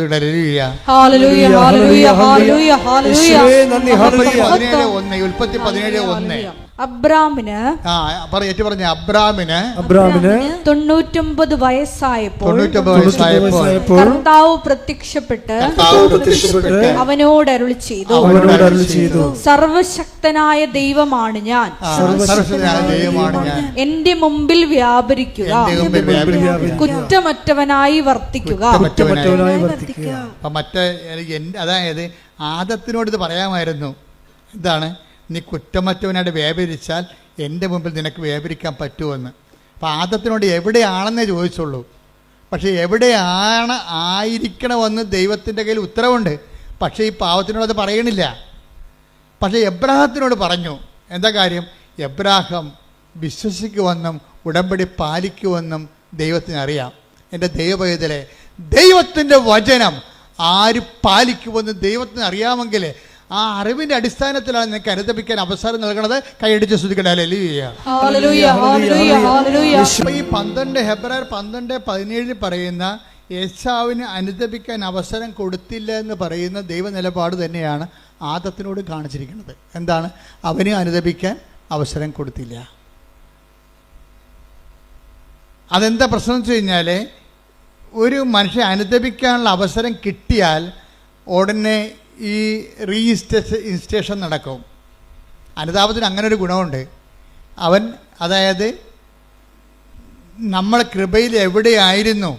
ബൈബിള് അവസാനിക്കുമ്പോൾ ചോദിക്കേണ്ട ചോദ്യമുണ്ട്, നീ എവിടെയായിരുന്നെന്ന് ചിന്തിക്കുക, ആ സ്ഥാനത്തേക്ക് നീ തിരിച്ചു വരിക. Take the word of God. ശ്രദ്ധിക്കട്ടെ. ഹല്ലേലൂയ, ഹല്ലേലൂയ, ഹല്ലേലൂയ, ഹല്ലേലൂയ. വെളിപാട് 2:4-5. വെളിപാട് 2-ാം അധ്യായം 4-ാം വാക്യം. എങ്കിലും നിനക്കെതിരെ എനിക്കൊന്ന് പറയാനുണ്ട്. ആരോടാ ഈ പറയണത്? ഏത് സഭയോടാ പറയണത്? എഫേസോസിലെ സഭയ്ക്ക് എഴുതുന്നതാണ് ഈ വെളിപാട്. എങ്കിലും നിനക്കെതിരെ എനിക്കൊന്ന് പറയാനുണ്ട്. എന്ന് പറഞ്ഞു എങ്കിലും നിനക്കെതിരെ എനിക്കൊന്ന് പറയാനുണ്ട്. നിനക്ക് ആദ്യമുണ്ടായിരുന്ന സ്നേഹം നീ കൈവിടിഞ്ഞു. അതിനാൽ നീ ഏതവസ്ഥയിൽ നിന്നാണ് അധംപതിച്ചതെന്ന് ചിന്തിക്കുക. അനുദപിച്ച് ആദ്യത്തെ പ്രവൃത്തികൾ ചെയ്യുക. അനുതാപത്തിന്റെ ഒരു പ്രശ്നം അതാണ് വെച്ചാൽ, അനുതാപം അത്ഭുതകരമായ ഫലമാണ്. നിന്റെ പഴയ കൃപയിലേക്ക് നിന്നെ തിരിച്ചു കൊണ്ടുവരും. കൈയടിച്ച് ശ്രുതിക്കട്ടെ ഹല്ലേലൂയ. അതായത് കൃപ പുനരുദ്ധരിക്കാനുള്ള ആദ്യ നടപടി എന്ന് പറയുന്നത് അനുതാപമാണ്. ഒരുപക്ഷെ ഞാൻ പറയും അവസാന നടപടി അത് തന്നെയാണ്. നമ്മൾ സ്നേഹമുള്ള ദൈവത്തോട് കഴിഞ്ഞ ദിവസങ്ങളിലെ ദൈവത്തിൻ്റെ സ്നേഹം പറഞ്ഞപ്പോഴാണ് ഒരു രസമുണ്ടായി. ഇപ്പം ഞാനെൻ്റെ മുറി ഇരിക്കുന്നു. അപ്പോൾ ഒരു ഈച്ച വന്നിട്ട് എൻ്റെ മുഖത്തടിക്കുന്നുണ്ട്. എൻ്റെ മുറിയിൽ അങ്ങനെ ഈച്ച കയറേണ്ട കാര്യമില്ല. പിന്നെ ആരെങ്കിലും ഇവരൊക്കെ കിച്ചൻകാർ കാപ്പിയും കൊണ്ട് കയറുമ്പോൾ അതിൻ്റെ കൂടെ കയറി പോരണം. അപ്പോൾ എനിക്കാണെങ്കിൽ ഭയങ്കര അലർജിയാണ് ഈ ഈച്ചയെ കാണുന്നത്. ഈച്ച വന്നിട്ട് എൻ്റെ നെറ്റിക്കടിച്ചുകൊണ്ടിരിക്കുകയാണ്. അപ്പോൾ ഞാനിങ്ങനെ തട്ടി കളയുന്നുണ്ട്. പിന്നെയും ഞാൻ ഇരുന്നുകൊണ്ട് എഴുതുക വരയ്ക്കുകയൊക്കെ വായിക്കുകയൊക്കെ ചെയ്യുന്നുണ്ട്. പിന്നെ ഈച്ച ചെവിയെ വന്നിരിക്കും. അപ്പോൾ ഇവിടെ കൊടുക്കും അടി. അപ്പോൾ പിന്നെ ഈച്ച ഇവിടെ വന്നിരിക്കും. ഈച്ചയുടെ അവസ്ഥ അറിയാമല്ല, ഒരു ബുദ്ധിയും പോലും ഇല്ലാത്ത സാധനം. അത് നമ്മളെ ടാർഗറ്റ് ചെയ്താൽ പിന്നെ നമ്മളേക്കൊന്നും പോകത്തില്ല. അപ്പോൾ എനിക്കാണെങ്കിൽ വിറഞ്ഞിരിക്കുകയാണ്. അപ്പം ഞാനുടനെ വിറഞ്ഞാലും ഞാൻ കർത്താവിനെ വിളിക്കും. ഞാൻ പറഞ്ഞു, കർത്താവേ ഈ സാധനം ചത്ത് വീഴണമെന്നുണ്ടെങ്കിൽ ഇപ്പം ചത്ത് വീഴണം, ഒറ്റടി വെച്ച് കൊടുക്കും. എൻ്റെ നെറ്റിക്ക് വന്നിരിക്കുമ്പോൾ ഞാൻ കർത്താവിനോട് പറയണതാണ്. ഇപ്പോൾ കർത്താവിടെ ഇരിപ്പുണ്ടല്ല. ഇപ്പോൾ മേമ്പൊടി ഈ ആൾക്കാരിങ്ങനെ കൊച്ചു കഥ പറഞ്ഞ പോലെ പറയുകയില്ല, ഉള്ള സത്യമേ പറയത്തുള്ളൂ. അതായത് ഞാൻ എൻ്റെ നെറ്റിക്ക് വന്നിരുന്നപ്പോൾ ഞാൻ പറഞ്ഞു, കർത്താവേ ഞാൻ എന്നെ അടിക്കാൻ പോവുകയാണ്, ഇത് ചത്ത് വീഴണത് ആണ് നിൻ്റെ തിരുമനസ്സെങ്കിൽ ഇപ്പം ചത്ത് വീഴണമെന്ന് പറയും. ഞാൻ ഒറ്റ അടി വെച്ച് കൊടുത്ത് എൻ്റെ കണ്ണട 2 കഷ്ണമായിപ്പോയി. എന്തിപ്പോൾ അറിയാനാണ്. ഞാനും മനോജും ഡ്രൈവറും കൂടി ഉടനെ കണ്ണടയും പിടിച്ച് അത് ഉണ്ടാക്കിയ സ്ഥലത്തേക്ക് പോയി. ചേർത്തല വാങ്ങിച്ച സ്ഥലത്തേക്ക്. ഞാൻ 2 കഷ്ണമായി പോയി നിങ്ങൾ തന്ന കണ്ണട. ഞാൻ അടിച്ചതാണെന്നുള്ളതാണ് സത്യമാണ്. ഞാൻ അവരുടെ അത് മറച്ചൊന്നും വെച്ചില്ല. പക്ഷേ ഈ കണ്ണട എന്തെങ്കിലും ചെയ്യാൻ പറ്റുമോ, അതോ വേറെ കണ്ണട വാങ്ങിക്കണമെന്ന് ചോദിച്ചപ്പോൾ അവർ പറയണത് ഇത് ഞങ്ങളുടെ കണ്ണട അല്ലെന്ന്. അപ്പോൾ എനിക്ക് ഭയങ്കര ഡൗട്ടാണ്, ഇതെന്ത് പരിപാടി. എനിക്കാണെങ്കിൽ കുറേ ദിവസമായിട്ട് കണ്ണ് കഴക്കുകയൊക്കെ ചെയ്യുന്നുണ്ട്. ഇത് ഈ കണ്ണട വെച്ചിട്ടും എനിക്ക് കണ്ണ് കാണാനൊന്നും പറ്റണില്ല. ഞാൻ അലസത്തേനോട് ചോദിക്കുകയായിരുന്നു ഒരു ദിവസം, അച്ഛൻ എന്താ 2 കണ്ണടയും വെച്ചുകൊണ്ടിരിക്കണമെന്ന്. അതാണ് അലസത്തേൻ. അതിലേ പോകുമ്പോൾ ഞാൻ 2 കണ്ണടയും വെച്ചുകൊണ്ടിരിക്കുകയാണ്. എന്താ കാര്യം, ഒരു കണ്ണട ഓൺലൈനിൽ വരുത്തിച്ച് ഒരു ഈ റീഡിങ് ക്ലാസ്, ഈ ക്ലാസ്സിൻ്റെ കൂടെ വേറൊരു റീഡിങ് ക്ലാസ് കൂടി വെച്ചിട്ട് പോലും അക്ഷരങ്ങൾ ഡബിളായിട്ട് കാണുന്നു. എന്നാലും വേറെ മാർഗ്ഗമൊന്നുമില്ല, കാശ് കൊടുത്ത് മേടിച്ചതല്ലേ, ഇത്രയും നാളല്ലേ അയാൾ മേടിച്ചിട്ട്. ഇനി ഇത് നമ്മൾ പെട്ടെന്ന് വേറെ മേടിക്കുമ്പോൾ ധാരാളിത്തമായി പോകത്തില്ലേ. അതുകൊണ്ട് കണ്ണ് കഴിച്ചെങ്കിലും ഞാൻ കരു അടിച്ചെങ്കിലും ഇങ്ങനെ സഹിച്ചിരിക്കുമ്പോഴാണ് ഈച്ച വരുന്നത്. കൊടുത്തനടി 2 കഷ്ണം. അപ്പോൾ അവർ പറഞ്ഞു, അച്ഛ ഇത് ഞങ്ങൾ തന്ന കണ്ണടയാണിത്, പക്ഷെ 6 കൊല്ലം മുമ്പ് തന്നതാണ്. അച്ഛൻ 4 മാസം മുമ്പ് ഒരു കണ്ണട ഇവിടുന്ന് വാങ്ങിച്ചിട്ടുണ്ട്. അത് ശരിയാ, അതാണ് ഇതെന്ന് പറഞ്ഞ് ഞാൻ വെച്ചോണ്ട് നടക്കണത്. രതീഷ് പറ്റിച്ച പണിയാണ്. ഞാൻ അമേരിക്കയെ ധ്യാനിപ്പിക്കാൻ പോയപ്പോൾ രതീഷ് ഒരു കണ്ണട എടുത്ത് എൻ്റെ ബാഗിൽ വെച്ച് തന്ന്. അതുകൊണ്ട് ഞാൻ അവിടെ കൊണ്ട് നിർത്തിയപ്പോൾ എൻ്റെ കണ്ണൊക്കെ കഴക്കുന്നുണ്ട്. തിരിച്ചത് തന്നെ കൊണ്ടുപോകും. എനിക്കറിയാൻ പാടില്ല. ഞാനോടത്ത് ഇത് തന്നെ എനിക്ക് നമ്മൾ വാങ്ങിച്ച കണ്ണടയെന്ന് പറഞ്ഞ് നടക്കുകയാണ്. അപ്പോൾ അതുകൊണ്ട് തിരിച്ചു വന്നപ്പോൾ അത് വെച്ചിട്ട് നടക്കുകയാണ്. കണ്ണാണെങ്കിൽ കണ്ണ് കാഴ്ച പോവുകയും ചെയ്തുകൊണ്ടിരിക്കുകയാണ്. പക്ഷേ ഇത് ഇനി മുന്നോട്ട് പോകുന്നത് ശരിയല്ലെന്ന് അമ്മയ്ക്ക് മനസ്സിലായി. അതുകൊണ്ട് ഈ സാധനം അടിച്ച് പൊട്ടിച്ച്. പക്ഷേ കണ്ണട കടയിൽ ചെന്നപ്പോൾ അവർ പറയാണ്, ഇത് ഞങ്ങൾ തന്ന 6 കൊല്ലം മുമ്പ് തന്ന കണ്ണടയാണ്. അച്ഛൻ്റെ കണ്ണൊന്ന് ടെസ്റ്റ് ചെയ്യണമെന്ന് കണ്ണ് ടെസ്റ്റ് ചെയ്തപ്പോൾ പറഞ്ഞ് ഈ ടെസ്റ്റെല്ലാം മാറിയിരിക്കുകയാണ്. അച്ഛൻ്റെത് കണ്ണിൻ്റെ പവർ കൂടിയിട്ടുണ്ട്. ഇത് 6 കൊല്ലം മുമ്പുള്ള പവറാണിത്. അവിടെ ഒരു രജിസ്റ്റർ ഉണ്ട്. ഇപ്പോഴത്തെ വേറെയാണ്. ഇപ്പോഴത്തെ കണ്ണടയ്ക്കുള്ള ടെസ്റ്റ് അച്ഛൻ 4 മാസം മുമ്പ് നടത്തിയതിൻ്റെ കണ്ണട തന്നിട്ടുണ്ട്. അതിവിടെ ഉണ്ട് നോക്കാൻ പറഞ്ഞ്. ഇവിടെ ഒന്ന് നോക്കിയപ്പോൾ ഉണ്ട്, സ്റ്റോറിൽ അത് ഇരിപ്പുണ്ട്. ആ പുതിയ കണ്ണട മേടിച്ചിട്ട് സ്റ്റോറിൽ ഇരിപ്പുണ്ട്. പഴയ കണ്ണടയെ വെച്ച് കണ്ണും കടച്ച് നടക്കുകയാണ് ഞാൻ. അതുകൊണ്ട് തന്നെ ഈച്ച അല്ലാതെ മാതാവ് ഒരു പണി ചെയ്തിരിക്കണത് എന്താണ്, ഞാൻ കണ്ണട മാറ്റുകയെന്ന് അമ്മയ്ക്കറിയാം. കാരണം കാശ് കൊടുത്ത് മേടിച്ച സാധനം മാറ്റുകയില്ല. അത് കണ്ട് ഈ സാധനം തല്ലിപ്പൊട്ടിച്ചാൽ മാത്രമേ ആ പഴയ കണ്ണടത്ത് വെക്കത്തുള്ളൂ, കണ്ണട അന്വേഷിക്കത്തുള്ളൂ. നോക്കിയേ, ദൈവം എന്തുമാത്രമാണ് മനുഷ്യനെ സ്നേഹിക്കണത്. ഇത് നിങ്ങളുടെ എല്ലാം ജീവിതത്തിലുണ്ടേ. എല്ലാ ജീവിതത്തിലുണ്ട്. ഒരു കാര്യം പോലും, നിങ്ങളുടെ നിസ്സാര കാര്യം പോലും നമുക്ക് ഈ അനുതാപം ഉണ്ടാകുന്നത് എങ്ങനെയാണ്? ദൈവസ്നേഹത്തെക്കുറിച്ച് അനുഭവിച്ച് കഴിയുമ്പോഴാണ് ഇത്ര നല്ല ദൈവത്തോട് ഞാൻ അപരാധം, ആ വാക്ക് കേട്ടില്ല എന്ന് നോക്കണം. അവിടെ ഒരു അനുതാപം. അപ്പം അനുതാപം ഓട്ടോമാറ്റിക്കായിട്ട് ഉണ്ടാകത്തില്ല. എങ്ങനെ ഉണ്ടാകും? ദൈവസ്നേഹം കൂടണം. ഒന്ന് പ്രാർത്ഥിച്ചേ. കർത്താവായ ദൈവമേ, എനിക്ക് അനുതാപം ഉണ്ടാകാൻ ആവശ്യമായ ദൈവസ്നേഹത്താൽ എന്നെ അഭിഷേകം ചെയ്യണമേ. ദൈവസ്നേഹത്താൽ എന്നെ അഭിഷേകം ചെയ്യണമേ. ശ്രുതികട ഹല്ലേലൂയ. ശുദ്ധ പരമ ദിവ്യകാരുണ്യത്തിന് ആരാധനയും സ്തുതിയും പുകഴ്ചയും ഉണ്ടായിരിക്കട്ടെ. നമ്മൾ ആദ്യം പറഞ്ഞ ഒരു സഹായം ഇപ്പൊ വേണം. എന്ന് വെച്ച് കഴിഞ്ഞാൽ നിങ്ങൾ പരിശുദ്ധാത്മാവിനോട് പറയണം, സഹായകനായ പരിശുദ്ധാത്മാവേ എന്നെ സഹായിക്കണമേ. എന്നെ കർത്താവ് സ്നേഹിച്ച അതെല്ലാം എന്നെ അനുസ്മരിപ്പിച്ച് തരണമെന്ന് പ്രാർത്ഥിക്കണം. ഒന്ന് പറഞ്ഞ സഹായകനായ പരിശുദ്ധാത്മാവേ എന്നെ സഹായിക്കണമേ. എന്നെ കർത്താവ് സ്നേഹിച്ച സാഹചര്യങ്ങളെയും സമയങ്ങളെയും എന്നെ അനുസ്മരിപ്പിച്ച് തരണമേ. അപ്പൊ അത് ഇന്ന ജാതി എന്നൊന്നുമില്ല. ആരെ വേണമെങ്കിലും ദൈവം സഹായിക്കും. നമുക്കൊരു അനുതാപം ഉണ്ടായാൽ മതി. കഴിഞ്ഞ ദിവസങ്ങളിൽ ഇന്നലെ ഒരു സാക്ഷ്യം ഉണ്ടായി. സാക്ഷ്യം പറഞ്ഞ കക്ഷിയുടെ പേര് അതായത് സ്മിത മാർട്ടിൻ. സ്മിത മാർട്ടിൻ്റെ പ്രശ്നം, അവൾക്ക് അധികം പൈസയൊന്നും ഇല്ല. IELTS എഴുതി കുറച്ച് കാശ് പോയിട്ടുണ്ട്. അപ്പോൾ ഇനി IELTS എഴുതണോ അതോ വേറെ എന്തെങ്കിലും കോഴ്സ് ചെയ്യണമെന്നാണ് സ്മിത ചോദിക്കണത്. അപ്പോൾ അത് ഓഫീസിൽ നിന്നും പറഞ്ഞ് ഞങ്ങൾക്കൊരു ചീട്ട് വേണം, അച്ഛനെ കാണണം, അച്ഛനോട് ചോദിക്കണം IELTS എഴുതണോ അതോ ഞങ്ങൾ വേറെ വല്ല കോഴ്സും ചെയ്യണം, മെസ്സേജ് എടുക്കണമെന്ന് പറഞ്ഞു. അപ്പോൾ സ്മിതയ്ക്ക് ഉടമ്പടി ഇല്ലാത്ത കൊണ്ട് ഓഫീസിൽ നിന്ന് പറഞ്ഞ് നീ ഉടമ്പടി എടുത്തിട്ടില്ലല്ലോ, നീ 18 വയസ്സ് കഴിഞ്ഞതല്ലേ, നീ ആദ്യം ഉടമ്പടി എടുത്ത് കഴിഞ്ഞതിന് ശേഷം നമുക്ക് ഈ വിഷയം സംസാരിക്കാമെന്ന് പറഞ്ഞു. അവൾ ഉടമ്പടി എടുത്ത് കഴിഞ്ഞപ്പോൾ അവൾ അമ്മയ്ക്ക് ഉടമ്പടി ഉണ്ട്. പക്ഷേ ഇത് ഇവളുടെ പ്രൈവറ്റ് കേസായത് കാരണം അവൾക്ക് വയസ്സ് 18 കഴിഞ്ഞ കാരണം ഉടമ്പടി എടുക്കാൻ ബാധ്യതയാണ്. അപ്പോൾ അവൾ ഉടമ്പടി എടുത്ത് കഴിഞ്ഞപ്പോൾ ഉടനെ വീണ്ടും പറഞ്ഞു നമുക്കിനി മെസ്സേജ് ചോദിക്കാമല്ലോ എന്ന് പറഞ്ഞ്. അപ്പോൾ അവർ പറഞ്ഞു നിങ്ങളുടെ കയ്യിൽ ഹോൾ ടിക്കറ്റ് ഇല്ലല്ലോ, ഹോൾ ടിക്കറ്റ് ഉണ്ടെങ്കിലല്ലേ അച്ഛൻ്റെ അടുത്ത് വരാൻ പറ്റത്തോ, രേഖ വേണ്ടേ. അപ്പോൾ ഹോൾ ടിക്കറ്റ് വരുമ്പോൾ വരാം. അപ്പോൾ എന്തിൻ്റെ ഹോൾ ടിക്കറ്റാണ് അറിയത്തില്ല, എങ്ങനെ അറിയും?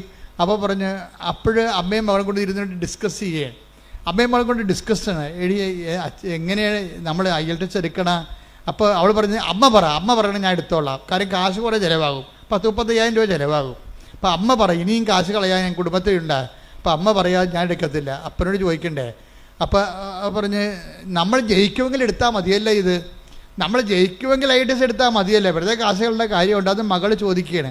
അപ്പോൾ അമ്മ പറയും എടി നമ്മൾക്ക് കുറച്ച് കഴിയുമ്പോൾ അമ്മ നമ്മളോട് പറയും എന്തെടുക്കണമെന്ന്, നീ നോക്കിക്കൂ എന്ന് പറയും.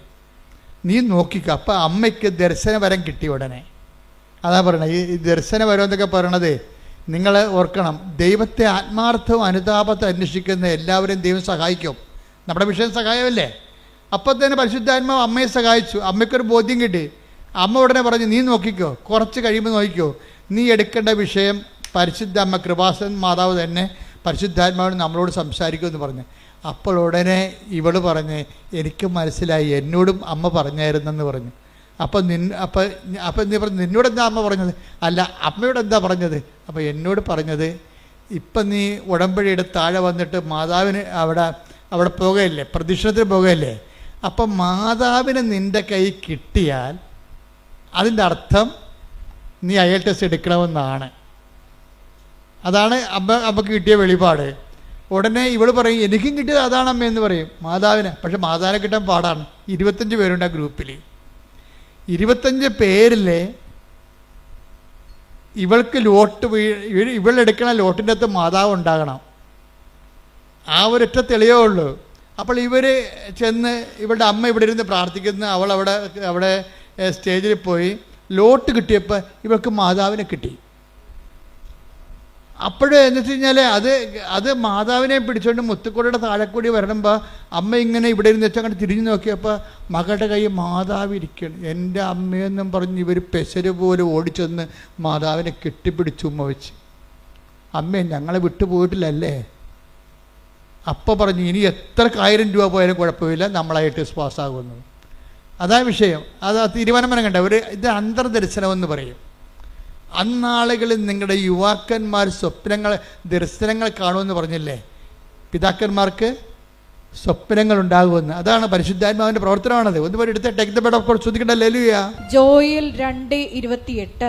ജോയൽ 2:28. അന്ന് ഇങ്ങനെ സംഭവിക്കും. അന്ന്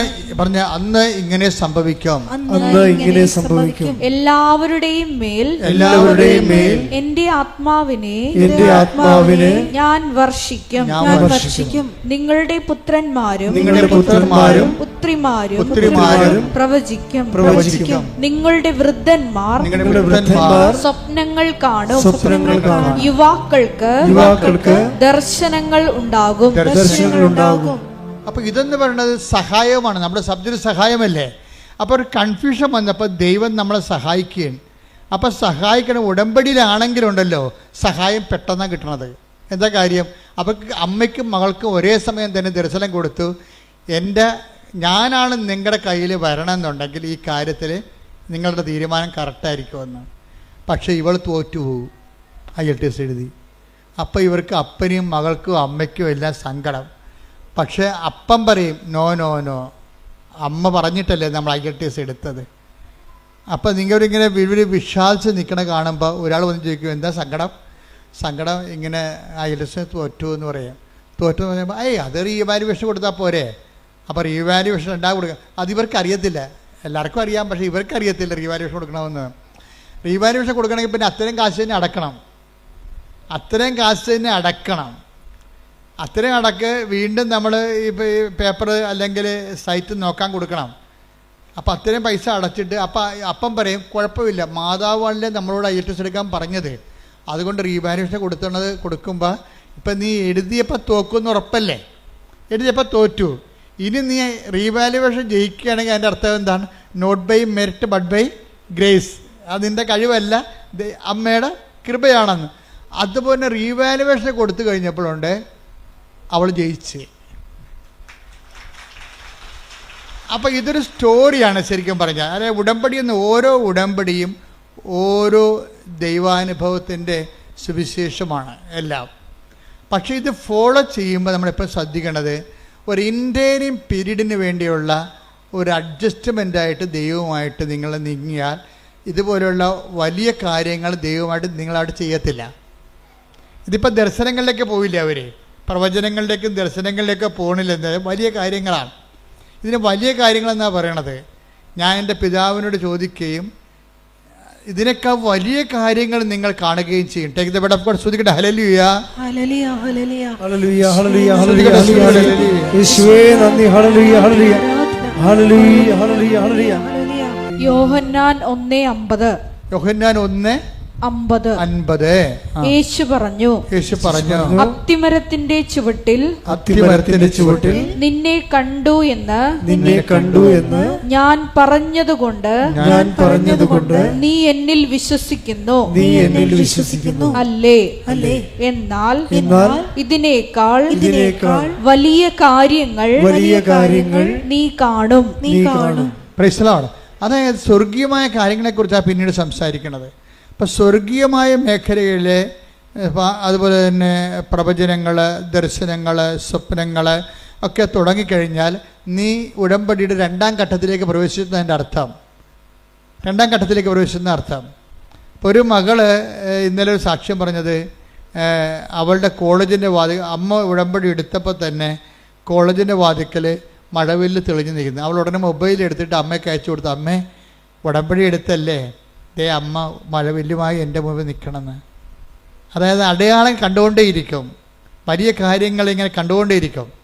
അതുകൊണ്ട് ഇപ്പോൾ ബൈബിൾ എപ്പോഴും പറയണത് കാണുന്ന കാര്യങ്ങൾ വളരെ സീരിയസ് ആണ്, അവനെ കേൾക്കുന്ന കാര്യങ്ങളും. ഉടമ്പടിക്ക് രണ്ടുമുണ്ട്. ഉടമ്പടിക്ക് 3 കാര്യങ്ങളുണ്ട്. കാണുന്ന കാര്യങ്ങളുണ്ട്, കേൾക്കുന്ന കാര്യങ്ങളുണ്ട്, പിന്നെ എന്താണ്, ചെയ്യുന്ന കാര്യങ്ങളുണ്ട്. ദൈവവുമായിട്ട് ഇടപെടുന്നതെല്ലാം ഈ ഒരു 3 ഘട്ടങ്ങളെയും അഡ്രസ്സ് ചെയ്യേണ്ടി വരും. കാണുന്ന കാര്യങ്ങൾ, കേൾക്കുന്ന കാര്യങ്ങൾ, ചെയ്യുന്ന കാര്യങ്ങൾ. എന്താ കാര്യം വെച്ചാൽ സാക്ഷ്യത്തിൻ്റെ അകത്തെല്ലാം ഇതെല്ലാം സാക്ഷ്യത്തിലേക്ക് നമ്മൾ നയിക്കണമെങ്കിൽ ഈ 3 കാര്യങ്ങളും ഒരുമിച്ച് കൺകർ ചെയ്യേണ്ടി വരും. അപ്പോൾ നിങ്ങളെന്ന് വെച്ചാൽ പ്രാർത്ഥന മാത്രം കൊണ്ടിരുന്ന സാക്ഷ്യം ഉണ്ടാകത്തതെന്നായി പറയണതിൻ്റെ അർത്ഥം പിടിയാ. നിങ്ങൾക്ക് പലർക്കും അബദ്ധം പറ്റണത് ചുമ്മാ ഇത് പ്രാർത്ഥനയാക്കി മാത്രം കളയും. പ്രാർത്ഥനയല്ല, പിന്നെ എന്താണ്? അതിൻ്റെ അകത്ത് പ്രവർത്തനങ്ങളുണ്ട്, പ്രഖ്യാപനങ്ങളുണ്ട്. ശ്രുതിയുടെ മക്കളെ യേശുവേ സ്തോത്രം. ഹല്ലേലൂയ. 2 രാജാക്കന്മാർ 2:21 എടുത്ത്. 2 രാജാക്കന്മാർ 2:21. 2 രാജാക്കന്മാർ 2:21. അവൻ ഉറവയ്ക്കടുത്തു ചെന്ന്, അതായത് ഇസ്രായേൽ ജനം വഴിമധ്യേ ഒരു ഉറവയിലെത്തിയപ്പോൾ അത് കുടിച്ചവർക്ക് ഭയങ്കര കയ്പ് തോന്നി. അതാണ് വിഷയം. വഴിയമതി വായിച്ചോളൂ. ഉപ്പ് അതിലിട്ടുകൊണ്ട് പറഞ്ഞു, കർത്താവ് അരുൾ ചെയ്യുന്നു, ഞാൻ ഈ വെള്ളം ശുദ്ധീകരിച്ചിരിക്കുന്നു. ഇനി ഇത് മരണത്തിനോ ഫലശൂന്യതയ്ക്കോ കാരണമാവുകയില്ല. അതായത് ഉപ്പിട്ട് കഴിയുമ്പോൾ എന്ത് പറയും? ഉപ്പിടണത് എന്താണ്? പ്രയോഗമാണ്. ആ പ്രയോഗത്തിൽ തന്നെ പ്രഖ്യാപനം ഇരിപ്പുണ്ട്. എന്താണ്? ഒന്നുകൂടി വായിച്ചേ. അവൻ ഉറവയ്ക്ക് അടുത്ത് ചെന്ന്, വിഷം പിടിച്ച ഉറവയ്ക്ക് അടുത്ത് ചെന്നിട്ട്, വിഷമുള്ള ഉറവയ്ക്ക് അടുത്ത് ചെന്നിട്ട് അവൻ എന്ത് ചെയ്തു? ഉപ്പ് അതിലിട്ടുകൊണ്ട് പറഞ്ഞു, കർത്താവിന്റെ നാമത്തിൽ ഉപ്പിട്ടുകൊണ്ട് പറഞ്ഞു. എന്താണ്? കർത്താവ് അരുൾ ചെയ്യുന്നു, ഞാൻ ഈ വെള്ളം ശുദ്ധീകരിച്ചിരിക്കുന്നു. ഇനി ഇത് മരണത്തിനോ ഫലശൂന്യതയ്ക്കോ കാരണമാവുകയില്ല. അതായത് കർത്താവ് അരുളി ചെയ്യുന്നു, ഇതിന് മരണത്തിന് കാരണമാവുകയില്ല, ഫലശൂന്യതയ്ക്ക് കാരണമാവുകയില്ല എന്ന് പറഞ്ഞാൽ എന്താണ്? ഉപ്പ് ഇടണത് പ്രയോഗവും മരണത്തിന് കാരണമാവുകയില്ല എന്ന് പറയുന്നത് പ്രഖ്യാപനവുമാണ്, ദൈവത്തിലുള്ള പ്രഖ്യാപനവുമാണ്. ഇതുകൊണ്ടാണ് ചില ആൾക്കാർ പണ്ട് പല കാര്യങ്ങൾ ചെയ്യുമായിരുന്നു. പിന്നെ ആൾക്കാരത് ഓവറായിട്ട് ചെയ്യാൻ തുടങ്ങിയപ്പോഴാണ് ഞങ്ങൾ ഈ പത്രത്തിൻ്റെ കാര്യങ്ങളൊക്കെ ഒന്ന് സബ്സിഡാക്കി കളഞ്ഞത്. പക്ഷേ എന്നാലും ഉപ്പ് ഇപ്പോഴും ഇടുന്നുണ്ട് ആൾക്കാർ. മാവ് പൂത്തില്ലെന്ന് പറഞ്ഞു കഴിഞ്ഞാൽ ഉടനെ കൊണ്ടുപോയി അവർ ഉപ്പിട്ട് വിശ്വാസപ്രമാണം ചെല്ലും. ഇവിടെ ഞങ്ങളെ സംബന്ധിച്ചിടത്തോളം ഇവിടെ ഞങ്ങളെ തിരക്കാനോ പറയാനോ അന്വേഷിക്കാനോ ഞങ്ങളെ റെക്കമെൻഡ് ചെയ്യാനോ ആരുമില്ല എന്ന് പറഞ്ഞാൽ പരീക്ഷ ഹോളിനും ആൾക്കാർ കൊണ്ടുപോയി ഉപ്പ് പ്രയോഗിക്കും. എന്താ കാര്യം? കർത്താവ് അരുളി ചെയ്യുന്നു, എനിക്കിത് തോൽവിക്ക് കാരണമാകുകയില്ല. പ്രഖ്യാപനമാണത്. മനസ്സിലായില്ലേ? അപ്പോൾ ഇങ്ങനെ പക്ഷെ അങ്ങനെ എപ്പോഴും നമ്മൾ ശ്രദ്ധിക്കേണ്ടത്, ദൈവമായിട്ട് നമ്മൾ അമീക്കബിൾ റിലേഷനിലേക്ക് വന്നു നമ്മൾ ദൈവമായിട്ട് ഒരു സംശയമില്ലാത്ത ഒരു ബന്ധം, സംശയമില്ലാത്ത എപ്പോഴും വരണത് ഉടമ്പടിക്ക് വേണ്ട വിശ്വാസം, സംശയമില്ലാത്ത വിശ്വാസം വരണം. പ്രീഡിയ, നിങ്ങൾക്ക് ഉടമ്പടിയിൽ ഈ പ്രഖ്യാപനം ഫലിക്കാത്തതിൻ്റെ കാരണം സംശയത്തിൻ്റെ കണ്ടൻ്റ് ഉള്ളത് കൊണ്ടാണ്. നിങ്ങൾ ഉപ്പൊക്കെ ഇടുകയെ, പക്ഷേ ചിലത് ഫലിക്കത്തില്ല. കാര്യം വെച്ച് കഴിഞ്ഞാൽ അതിൻ്റെ അകത്ത് സംശയത്തിൻ്റെ കണ്ടൻ്റ് ഉള്ളത് കൊണ്ടാണ്. അപ്പം അത് നിങ്ങളെപ്പോഴും ചെയ്യേണ്ട കാര്യം വെച്ചാൽ ഈ സംശയം നീക്കാൻ വേണ്ടി പ്രത്യേകം ആന്തരിക അഭിഷേകം, അനോയിൻറ്റഡ് ഫെയ്ത്ത് എന്ന് പറഞ്ഞൊരു ഫെയ്ത്തുണ്ട്. ബൈബിളിൽ വലിയ വിശ്വാസം എന്നൊക്കെ പറയും, പക്ഷേ അനോയിൻറ്റഡ് ഫെയ്ത്താണ്. എന്നുവെച്ചാൽ അതിൻ്റെ അകത്ത് 10% ഫെയ്ത്തായിരിക്കും. കണ്ടൻറ്റ് വൈസ് 100% ഫെയ്ത്ത് വിശ്വാസം തന്നെയായിരിക്കും. അതിൻ്റെ അകത്ത് സംശയം ഉണ്ടാകത്തില്ല. 10 ദിവസത്തിന് കുറച്ച് വിശ്വാസം ഉണ്ടെങ്കിലും പക്ഷെ പെട്ടെന്ന് കാലം നനഞ്ഞപ്പോൾ കാറ്റ് പിടിച്ചപ്പോൾ പുള്ളി താഴെ പോയില്ലേ, ടക്കോന്നും താഴെ പോയി. അപ്പോൾ കർത്താവ് എന്താ ചോദിക്കണത്? അല്പവിശ്വാസി. അതാണ് ചോദിക്കണത്. എന്താണ് കാര്യം? സംശയിച്ചത്. Take the word of God. അല്പവിശ്വാസി. മത്തായി 14:31. മത്തായി 14:31. ഉടനെ യേശു കൈനീട്ടി അവനെ പിടിച്ചുകൊണ്ട് പറഞ്ഞു, അല്പവിശ്വാസി, നീ സംശയിച്ചതെന്ത്? അല്പവിശ്വാസി, നീ സംശയിച്ചതെന്ത്? അപ്പം ഈ പ്രയോഗം നടത്തുന്നവരില്ലേ, കാശുരൂപത്തിൻ്റെയും ഉപ്പിൻ്റെയും ഒക്കെ പ്രയോഗങ്ങൾ നടത്തുന്നവർ എപ്പോഴും ശ്രദ്ധിക്കേണ്ടത്, നിങ്ങൾ അതൊക്കെ ചെയ്യുന്നതിന് മുമ്പ് വിശ്വാസത്തിൻ്റെ അകത്ത് ആ വിശ്വാസം കണ്ടന്റ് അല്പം മാത്രമുള്ള വിശ്വാസമുണ്ട്. ബാക്കിയുള്ളതെല്ലാം എന്താണ്? അല്പവിശ്വാസം എന്ന് പറഞ്ഞാൽ അർത്ഥം എന്താണ്? അല്പം മാത്രം വിശ്വാസം, ബാക്കിയുള്ളത് എന്താണ്? സംശയം. അതാണ് വിഷയം. അതാണ് അല്പവിശ്വാസി, നീ സംശയിച്ചത് എന്ത്? അപ്പോൾ വിശ്വാസമുണ്ട്, പക്ഷേ ഒരു 30% 50% വിശ്വാസമുണ്ട്. പക്ഷേ 50% എന്താ ഉള്ളത്? സംശയമാണ്. ഇന്നലെ വേറെ ഒരു ലേഡി ഒരു സാക്ഷ്യം പറഞ്ഞിട്ടുണ്ട്. എന്ന് വെച്ച് കഴിഞ്ഞാൽ അവരുടെ സാക്ഷ്യം ജിസ്മി മേരി റെജി എന്നുള്ള ഒരു മോള് സാക്ഷ്യം പറഞ്ഞിട്ടുണ്ട്. അവളുടെ സാക്ഷ്യത്തിന് തോന്നിയിരിക്കുന്നത് അവൾക്ക് അവൾ പഠിച്ചത് സൈക്കോളജിയാണ്. പക്ഷെ ഒരു നിമിഷം ഉടമ്പടി എടുത്ത് കഴിഞ്ഞപ്പോൾ അവളുടെ അമ്മ ഉടമ്പടിയിലാണ്. പക്ഷേ സൈക്കോളജിയുടെ ഉപരിപഠനം എടുത്ത് ഡോക്ടറേറ്റ് എടുത്തിട്ട് കോളേജൊക്കെ പഠിപ്പിക്കുക, അല്ലെങ്കിൽ ആ മേഖലയിൽ കൗൺസിലിംഗ് ഒക്കെ ആയിട്ട് പോവുക എന്നുള്ള ഉദ്ദേശമാണ് ഇവിടെ പണ്ട് മുതലെയുള്ള ഇവളുടെ ഒരു ആഗ്രഹമാണ്. പക്ഷേ കുറച്ച് കഴിഞ്ഞപ്പോൾ ഇവൾക്ക് ഒരു പെർപ്ലക്ഷൻ ഉണ്ടായി. എന്ന് വെച്ച് കഴിഞ്ഞാൽ ഞാനിത് കൊണ്ട് ഗതി പിടിക്കുമോ, എൻ്റെ കുടുംബത്തിലെ കടങ്ങളെ പരിഹരിക്കാൻ പറ്റുമോ എന്നൊക്കെ പറഞ്ഞ് അവൾക്ക് ഡൗട്ടായി കഴിഞ്ഞപ്പോൾ അവൾക്ക് പെട്ടെന്ന് ഇവൾ തീരുമാനം എടുത്ത് പറഞ്ഞ് നേഴ്സിംഗ് പറ്റിയ പഠിക്കാമെന്ന് പറഞ്ഞു. അപ്പോൾ അമ്മയെ വിളിച്ചപ്പോൾ അമ്മയ്ക്ക് ഭയങ്കര സന്തോഷം. കാര്യം ഇവൾ സൈക്കോളജി എന്ന് പറഞ്ഞ് കെട്ടിച്ചാടിയ കാരണം അമ്മ പിന്നെ ഭയങ്കര സങ്കടപ്പെട്ട് ജീവിക്കുകയാണ്. അവൾ ഇസ്രയേലിലാണെങ്കിലും ഈ മകളുടെ പഠനത്തിൽ അവൾക്ക് അത്രയ്ക്ക് അവളുടെ ഒരു കപ്പാസിറ്റി, സൈക്കോളജിക്ക് എടുക്കുന്നവർക്ക് വേറെ ഒരു കലിബറല്ലേ, വേറെ കപ്പാസിറ്റിയാണ്. ആ ഒരു കപ്പാസിറ്റി ഇവർക്ക് ഇല്ലല്ലോ എന്ന് എന്തോ അവർക്കൊരു അസ്വസ്ഥത. പക്ഷേ ഇവിടെ നേഴ്സിംഗ് എന്ന് പറഞ്ഞപ്പോൾ അമ്മയ്ക്ക് ഇഷ്ടം. അപ്പോൾ അമ്മ പറഞ്ഞു അങ്ങനെയാണെങ്കിൽ ആസ്ട്രേലിയയിൽ പോയി മകളെ എന്ന് പറഞ്ഞു. ആസ്ട്രേലിയയിൽ പോകാൻ പറഞ്ഞു. അപ്പോൾ ആസ്ട്രേലിയയിൽ പോകാൻ നേരത്തെ ഇവളുടെ CV മാർക്ക് ലിസ്റ്റ് അയച്ചു കൊടുത്തു. പക്ഷേ ആദ്യമൊക്കെ ഇവൾ വിചാരിച്ച കോളേജിൽ കിട്ടാൻ വേണ്ടി ഇവൾ ഉടമ്പടി എടുത്തിട്ടുണ്ട്. പക്ഷേ ആ കോളേജിൽ കിട്ടണില്ല. പക്ഷേ പെട്ടെന്ന് ഈ ഉടമ്പടി എടുത്ത് പ്രെയർ തുടങ്ങിയപ്പോൾ തന്നെ ആസ്ട്രേലിയയിൽ നിന്ന് ഇവൾ പറഞ്ഞ കോളേജിൽ നിന്ന് ഇവർക്ക് ഒരു ഓഫർ ലെറ്റർ വന്ന് അത് ഓക്കെ ആയി. പിന്നെ ബാങ്ക് ലോണും ഒക്കെ ഓക്കെ ആയി. പെട്ടെന്ന് ഓക്കെ ആയി കഴിഞ്ഞപ്പോൾ ഇവൾക്ക് പറയണ അത് എൻ്റെ നല്ല മാർക്കാണ്. അപ്പോൾ എനിക്ക് എൻ്റെ നല്ല മാർക്കുള്ളത് കൊണ്ടാണ് എനിക്ക് ആദ്യം യേശുവേ സ്തോത്രം എന്നൊക്കെ പറഞ്ഞെങ്കിലും പിന്നീട് ഇവിടെ കളം മാറി. അങ്ങനെയാണല്ലോ ഈ പല ആൾക്കാർക്കും സംഭവിക്കുന്നത്. എന്ന് വെച്ച് കഴിഞ്ഞാൽ ഇവരിങ്ങനെ യേശുവേ സ്തോത്രം എന്നൊക്കെ പറയുന്നുണ്ടെങ്കിലും ഇവരുടെ അടിമനസ്സിൽ ഇവർ പറയും ഇത് എൻ്റെ കഴിവ് കൊണ്ടാണെന്ന് പറയും. ഇവർക്ക് അങ്ങനെ സംഭവിച്ചിരുന്നില്ല. ആരാണത്? അവളുടെ അതായത് ജുസ്മേരിക്ക് എന്താ പറയണത്? ഇത് എൻ്റെ മാർക്ക് ഹൈ മാർക്കല്ലേ, എബവ് 90 മാർക്കുണ്ട്, എബവ് 90% മാർക്കുണ്ട്. അപ്പോൾ എൻ്റെ മാർക്ക് കണ്ടിട്ട് അവർ മലന്ന് പോയി കാണും, അതുകൊണ്ടാണ് എനിക്ക് അഡ്മിഷൻ കിട്ടിയെന്ന് പറയുമ്പോൾ എന്ത് പറ്റി? ദൈവം ചെയ്ത് ദൈവം ഞൊട്ടി. കണ്ടാ സംഭവം കണ്ടാ? അപ്പോൾ ഇങ്ങനെ ഉള്ളിലിരിപ്പ് ചില ആൾക്കാർക്കുണ്ട്. ഉള്ളിലിരിപ്പ് നിങ്ങൾ പുറത്ത് ഇങ്ങനെ പ്രാർത്ഥിക്കുമെങ്കിലും നിങ്ങളുടെ ഉള്ളിലിരിപ്പ് നിങ്ങളുടെ കേമത്വം കൊണ്ടാണ് എന്ന് നിങ്ങൾക്ക് തോന്നിയാൽ, അപ്പം നിങ്ങൾക്ക് ചെറുക്കനെ കിട്ടി, ഒരു കല്യാണം പെണ്ണിനെ കിട്ടിയ അതൊക്കെ എൻ്റെ കഴിവും എൻ്റെ സർവീസും എൻ്റെ ശമ്പളവും എൻ്റെ സൗന്ദര്യം കൊണ്ടാണെന്നൊക്കെ പറഞ്ഞ് കുറച്ച് ഉള്ളിൽ നിങ്ങൾ അങ്ങനെ ധരിക്കും. അതോടുകൂടി ഒരു തീരുമാനം ഉണ്ടാകും. എന്താ കാര്യം? പിന്നെ ഈ പേപ്പർ ഡീഡിക്ക് ദൈവം മഷിയിട്ടൊക്കെ കാണത്തില്ല. എന്താ കാര്യം? ദൈവത്തിനറിയാം നീ എന്ത് അഭ്യാസം ദൈവത്തെ വെച്ച് നേടിയാലും കുറച്ച് കഴിയുമ്പോൾ അതെല്ലാം നിൻ്റെ ക്രെഡിറ്റിലേക്ക് നീ കൊണ്ടുവരുമെന്ന്. പക്ഷെ ഇത് ഈ ഉടമ്പടിയിൽ ഏറ്റവും വരാൻ പോകുന്നൊരു അപകടമാണത്. നിങ്ങളെ ഒരു വിശ്വാസം നിന്ന് കഴിഞ്ഞാൽ എല്ലാ കാലത്തും ആ വിശ്വാസം കീപ്പ് ചെയ്യണം. അല്ലെങ്കിൽ 6 മാസം കഴിയുമ്പോൾ പണ്ട് കുറുക്കൻ നീലച്ചായത്ത് വീണ പോലെ മഴ പെയ്ത് കഴിയുമ്പോൾ ഭഗവാൻ ലക്ഷണം മാറി പഴയ കുറുക്കനായി വരും. ആദ്യം കൃഷ്ണനാണെന്നൊക്കെ പറഞ്ഞിരിക്കുകയായിരുന്നു, നീലച്ചായത്ത് വീണാണേ. പക്ഷെ പെട്ടെന്ന് മഴ പെയ്യുമെന്ന് ഓർത്തില്ല. അതുപോലെ എന്തെങ്കിലും പ്രയാസം കുറച്ച് കഴിയുമ്പോൾ നിങ്ങൾ മാറി ചിന്തിക്കും, കളം മാറ്റി പിടിക്കും. എന്താണ്? അതിൻ്റെ മാർക്ക് കൊണ്ട് ആണ് ജയിച്ചതെന്ന് പറയും. അതോടുകൂടി പ്രശ്നമായി. എന്താ? അതിനാണ് ഈ അല്പവിശ്വാസം എന്ന് പറയണത്. എന്താ കാര്യം? വിശ്വാസം ഉണ്ട്, പക്ഷേ ഉള്ളിൽ അടിമനസ്സിൽ ഈ ഡീപ്പ് സ്റ്റേറ്റ് എന്ന് പറഞ്ഞ പോലെ ഒരു ഡീപ്പ് പേഴ്സൺ ഉണ്ട്.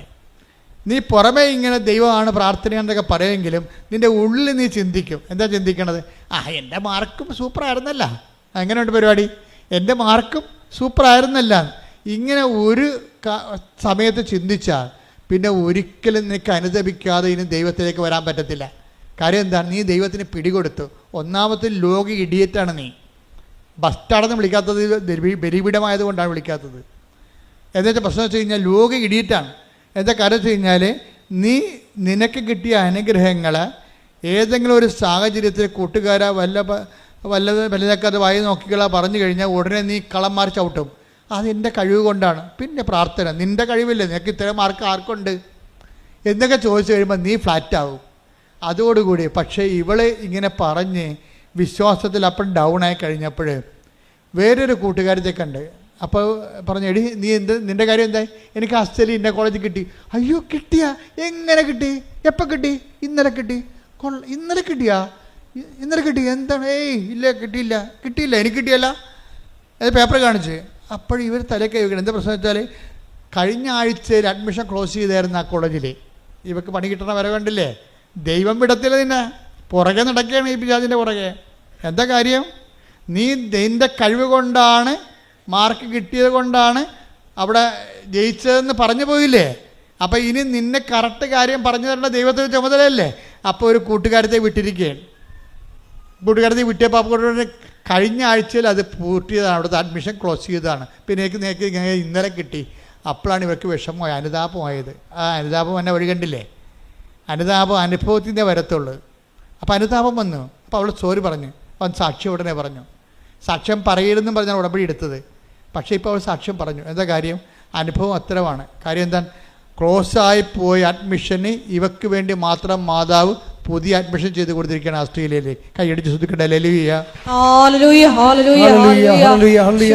ഞങ്ങളുടെ യോഗ്യത നോക്കാതെ, കുറവുകൾ നോക്കാതെ ഉടമ്പടി വഴി ഞങ്ങളെ അനുഗ്രഹിക്കുന്ന അവിടുത്തെ കാരുണ്യത്തിന് നന്ദി പറയുന്നു. Hallelujah, hallelujah.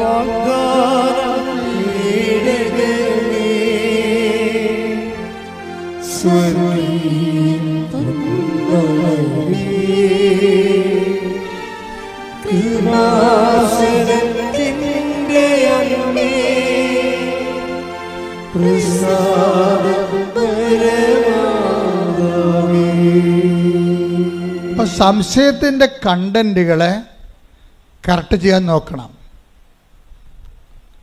എപ്പോഴും. സംശയം, അതായത് നമ്മളുടെ സംശയം വരുന്നത് കൊണ്ടാണ് ഇത് കുറച്ച് കഴിയുമ്പോൾ കളം മാറ്റി ചിന്തിക്കുകയും നിങ്ങളുടെ ക്രെഡിറ്റിലേക്ക് ഈ സംഭവം കൊണ്ടുവരികയും ചെയ്യണത്. ദൈവം ഒരിക്കലും ഇങ്ങനെ നൽകിയ അനുഗ്രഹം എപ്പോഴും നോട്ട് ബൈ മെറിറ്റിലേക്ക് നൽകണത്. അതാണ് പ്രശ്നം. ഈ സംശയം വരുമ്പോൾ ഉണ്ടാകുന്ന പ്രശ്നം, ദൈവം നിങ്ങൾക്ക് എന്തെങ്കിലും തരണമെങ്കിൽ സ്വാഭാവികമായിട്ട് കിട്ടാത്ത കാര്യങ്ങളാണ് ദൈവം തരണത്. ദൈവം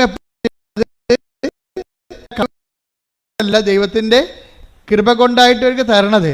പക്ഷെ അത് കുറച്ച് കഴിയുമ്പോൾ നിങ്ങളുടെ കഴിവ് കൊണ്ടാണ് നിങ്ങൾ പറഞ്ഞു കഴിഞ്ഞാൽ ഉടമ്പടിക്കെതിരായ പാപമായിട്ട് മാറും. അത് പരിശുദ്ധാത്മാവിനെതിരായ പാപം പോലെ പറഞ്ഞ പോലെ ഉടമ്പടിക്കെതിരായ, ചില അച്ഛന്മാർ ചോദിക്കും, ഉടമ്പടിക്കെതിരായ പാപങ്ങളോ? എന്നാ ഉടമ്പടി? ആരുടമ്പടി എടുത്തു? എന്ത് പാപം എന്നൊക്കെ ചോദിക്കും.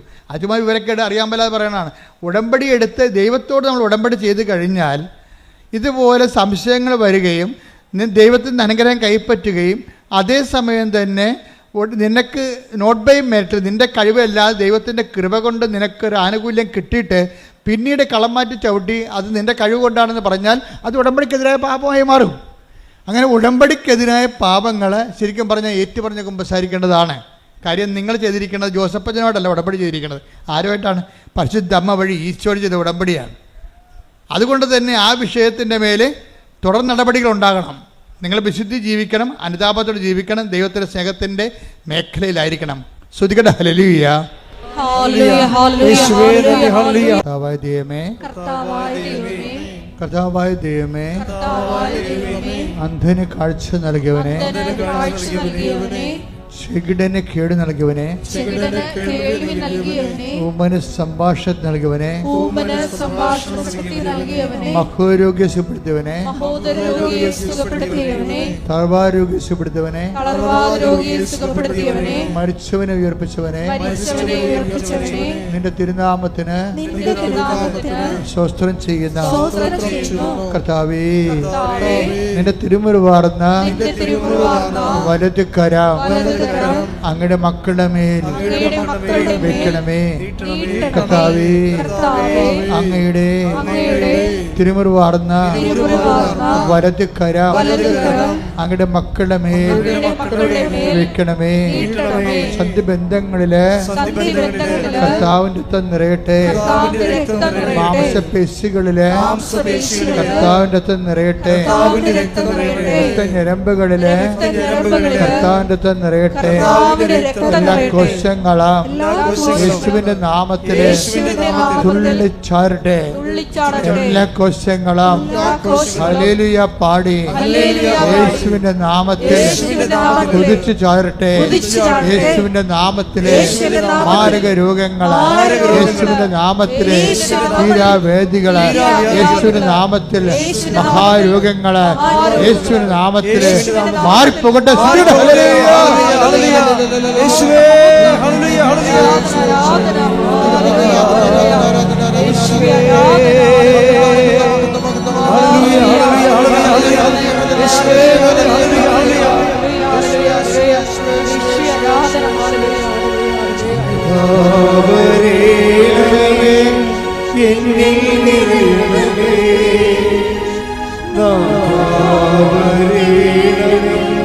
സൗഖ്യം നൽകണമേ.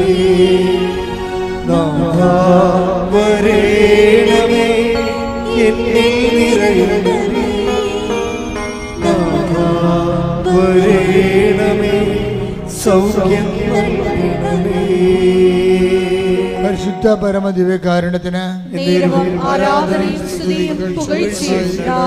എൻ്റെ മക്കളെ, സമാധാനമില്ലാത്ത കുടുംബങ്ങള്, വീടില്ലാത്തവര്, വഴിയില്ലാത്തവര്, ജപ്തി നടപടിയിൽ അകപ്പെട്ടു പോയിരിക്കുന്നവര്, സാമ്പത്തിക ബാധ്യതയുള്ളവര്, ജീവിതമാർഗം മുട്ടിപ്പോയവര്, കുഞ്ഞുങ്ങളെക്കുറിച്ച് അവലാതിയും വേവലാതിയും ഉള്ളവര്, കുഞ്ഞുങ്ങളുടെ ദുർഘടമായ ദുരന്തപൂർണമായ ചില ബന്ധങ്ങളും ചില അവസ്ഥകളും കൊണ്ട് വേദനിക്കുന്ന മാതാപിതാക്കന്മാര്, ഭാര്യാഭർത്താക്കന്മാർ തമ്മിൽ വേർപിരിഞ്ഞ് ജീവിക്കുന്നവർ, ഒരുമിച്ച് ജീവിക്കാൻ ആഗ്രഹിക്കുന്നവർ, ജോലിക്ക് വേണ്ടി പരിശ്രമിക്കുന്നവർ, ജോലി നഷ്ടപ്പെട്ടിട്ട് അടുത്ത ജോലിക്ക് വേണ്ടി പരിശ്രമിക്കുന്നവരും, അതുപോലെ തന്നെ ജോലി ഇല്ലാത്തവരും, അതുപോലെ തന്നെ പലതരത്തിലുള്ള കുടുംബത്തിൻ്റെ പ്രാരാബ്ധങ്ങൾ, വിവാഹം ഒത്തുവരാത്തവർ, മക്കളില്ലാത്തവർ, ഇതുപോലെ വിദേശപരമായ ജോലിക്ക് വേണ്ടി ശ്രമിക്കുന്നവരും മറ്റു തരത്തിലുള്ള ജോലികൾക്ക് വേണ്ടി ഉദ്യമിക്കുന്നവർ, ഉദ്യമങ്ങൾ പരാജയപ്പെട്ടതിനും നിരാശകളും നീറ്റലുമായി അനുഭവിക്കുന്നവർ, അങ്ങനെ വ്യത്യസ്തങ്ങളായ ഭീഷണികൾ, പലതരത്തിലുള്ള കേസുകൾ, കോടതികൾ, ജയിലിൽ കിടക്കുന്നവർ പോരും. ഈ മേഖലകളെല്ലാം ദൈവത്തിൻ്റെ കരുണ, പരിശുദ്ധ കൃപാസനം അൾത്താരെ ജീവനോടെ പ്രത്യക്ഷപ്പെട്ട പരിശുദ്ധ അമ്മയുടെ ശക്തി ദൈവനാമത്തെ കടന്നു ചെന്നുകൊണ്ട് കർത്താവിൻ്റെ കൃപയിൽ ഇടിമുഴക്കം പോലെ അവിടെ എല്ലാം വിടുതൽ ലഭിക്കാൻ വേണ്ടി ശ്രുതിക്കട്ടെ. ഹല്ലേലൂയ.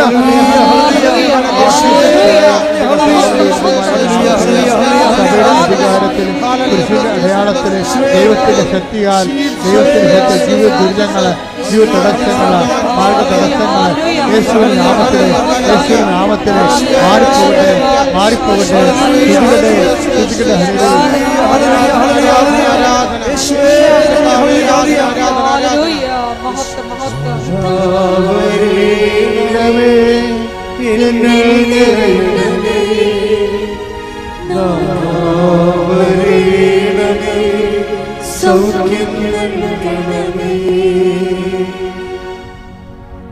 പരിശുദ്ധ പരമദിവ്യകാരുണ്യത്തിന്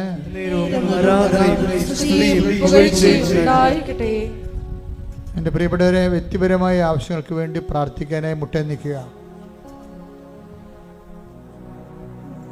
നിങ്ങൾ ഉടമ്പടി വെച്ച കാര്യങ്ങൾ, ഉടമ്പടിയിൽ വെക്കാൻ പോകുന്ന കാര്യങ്ങൾ ഇപ്പോൾ പരിശുദ്ധ അമ്മയുടെ മാധ്യസ്ഥത്തിൽ ഓൺലൈനിലുള്ളവരെ സമർപ്പിക്കുക. പരിശുദ്ധ അമ്മയുടെ മാധ്യസ്ഥ ഈശോയ്ക്ക് ഏൽപ്പിക്കുക.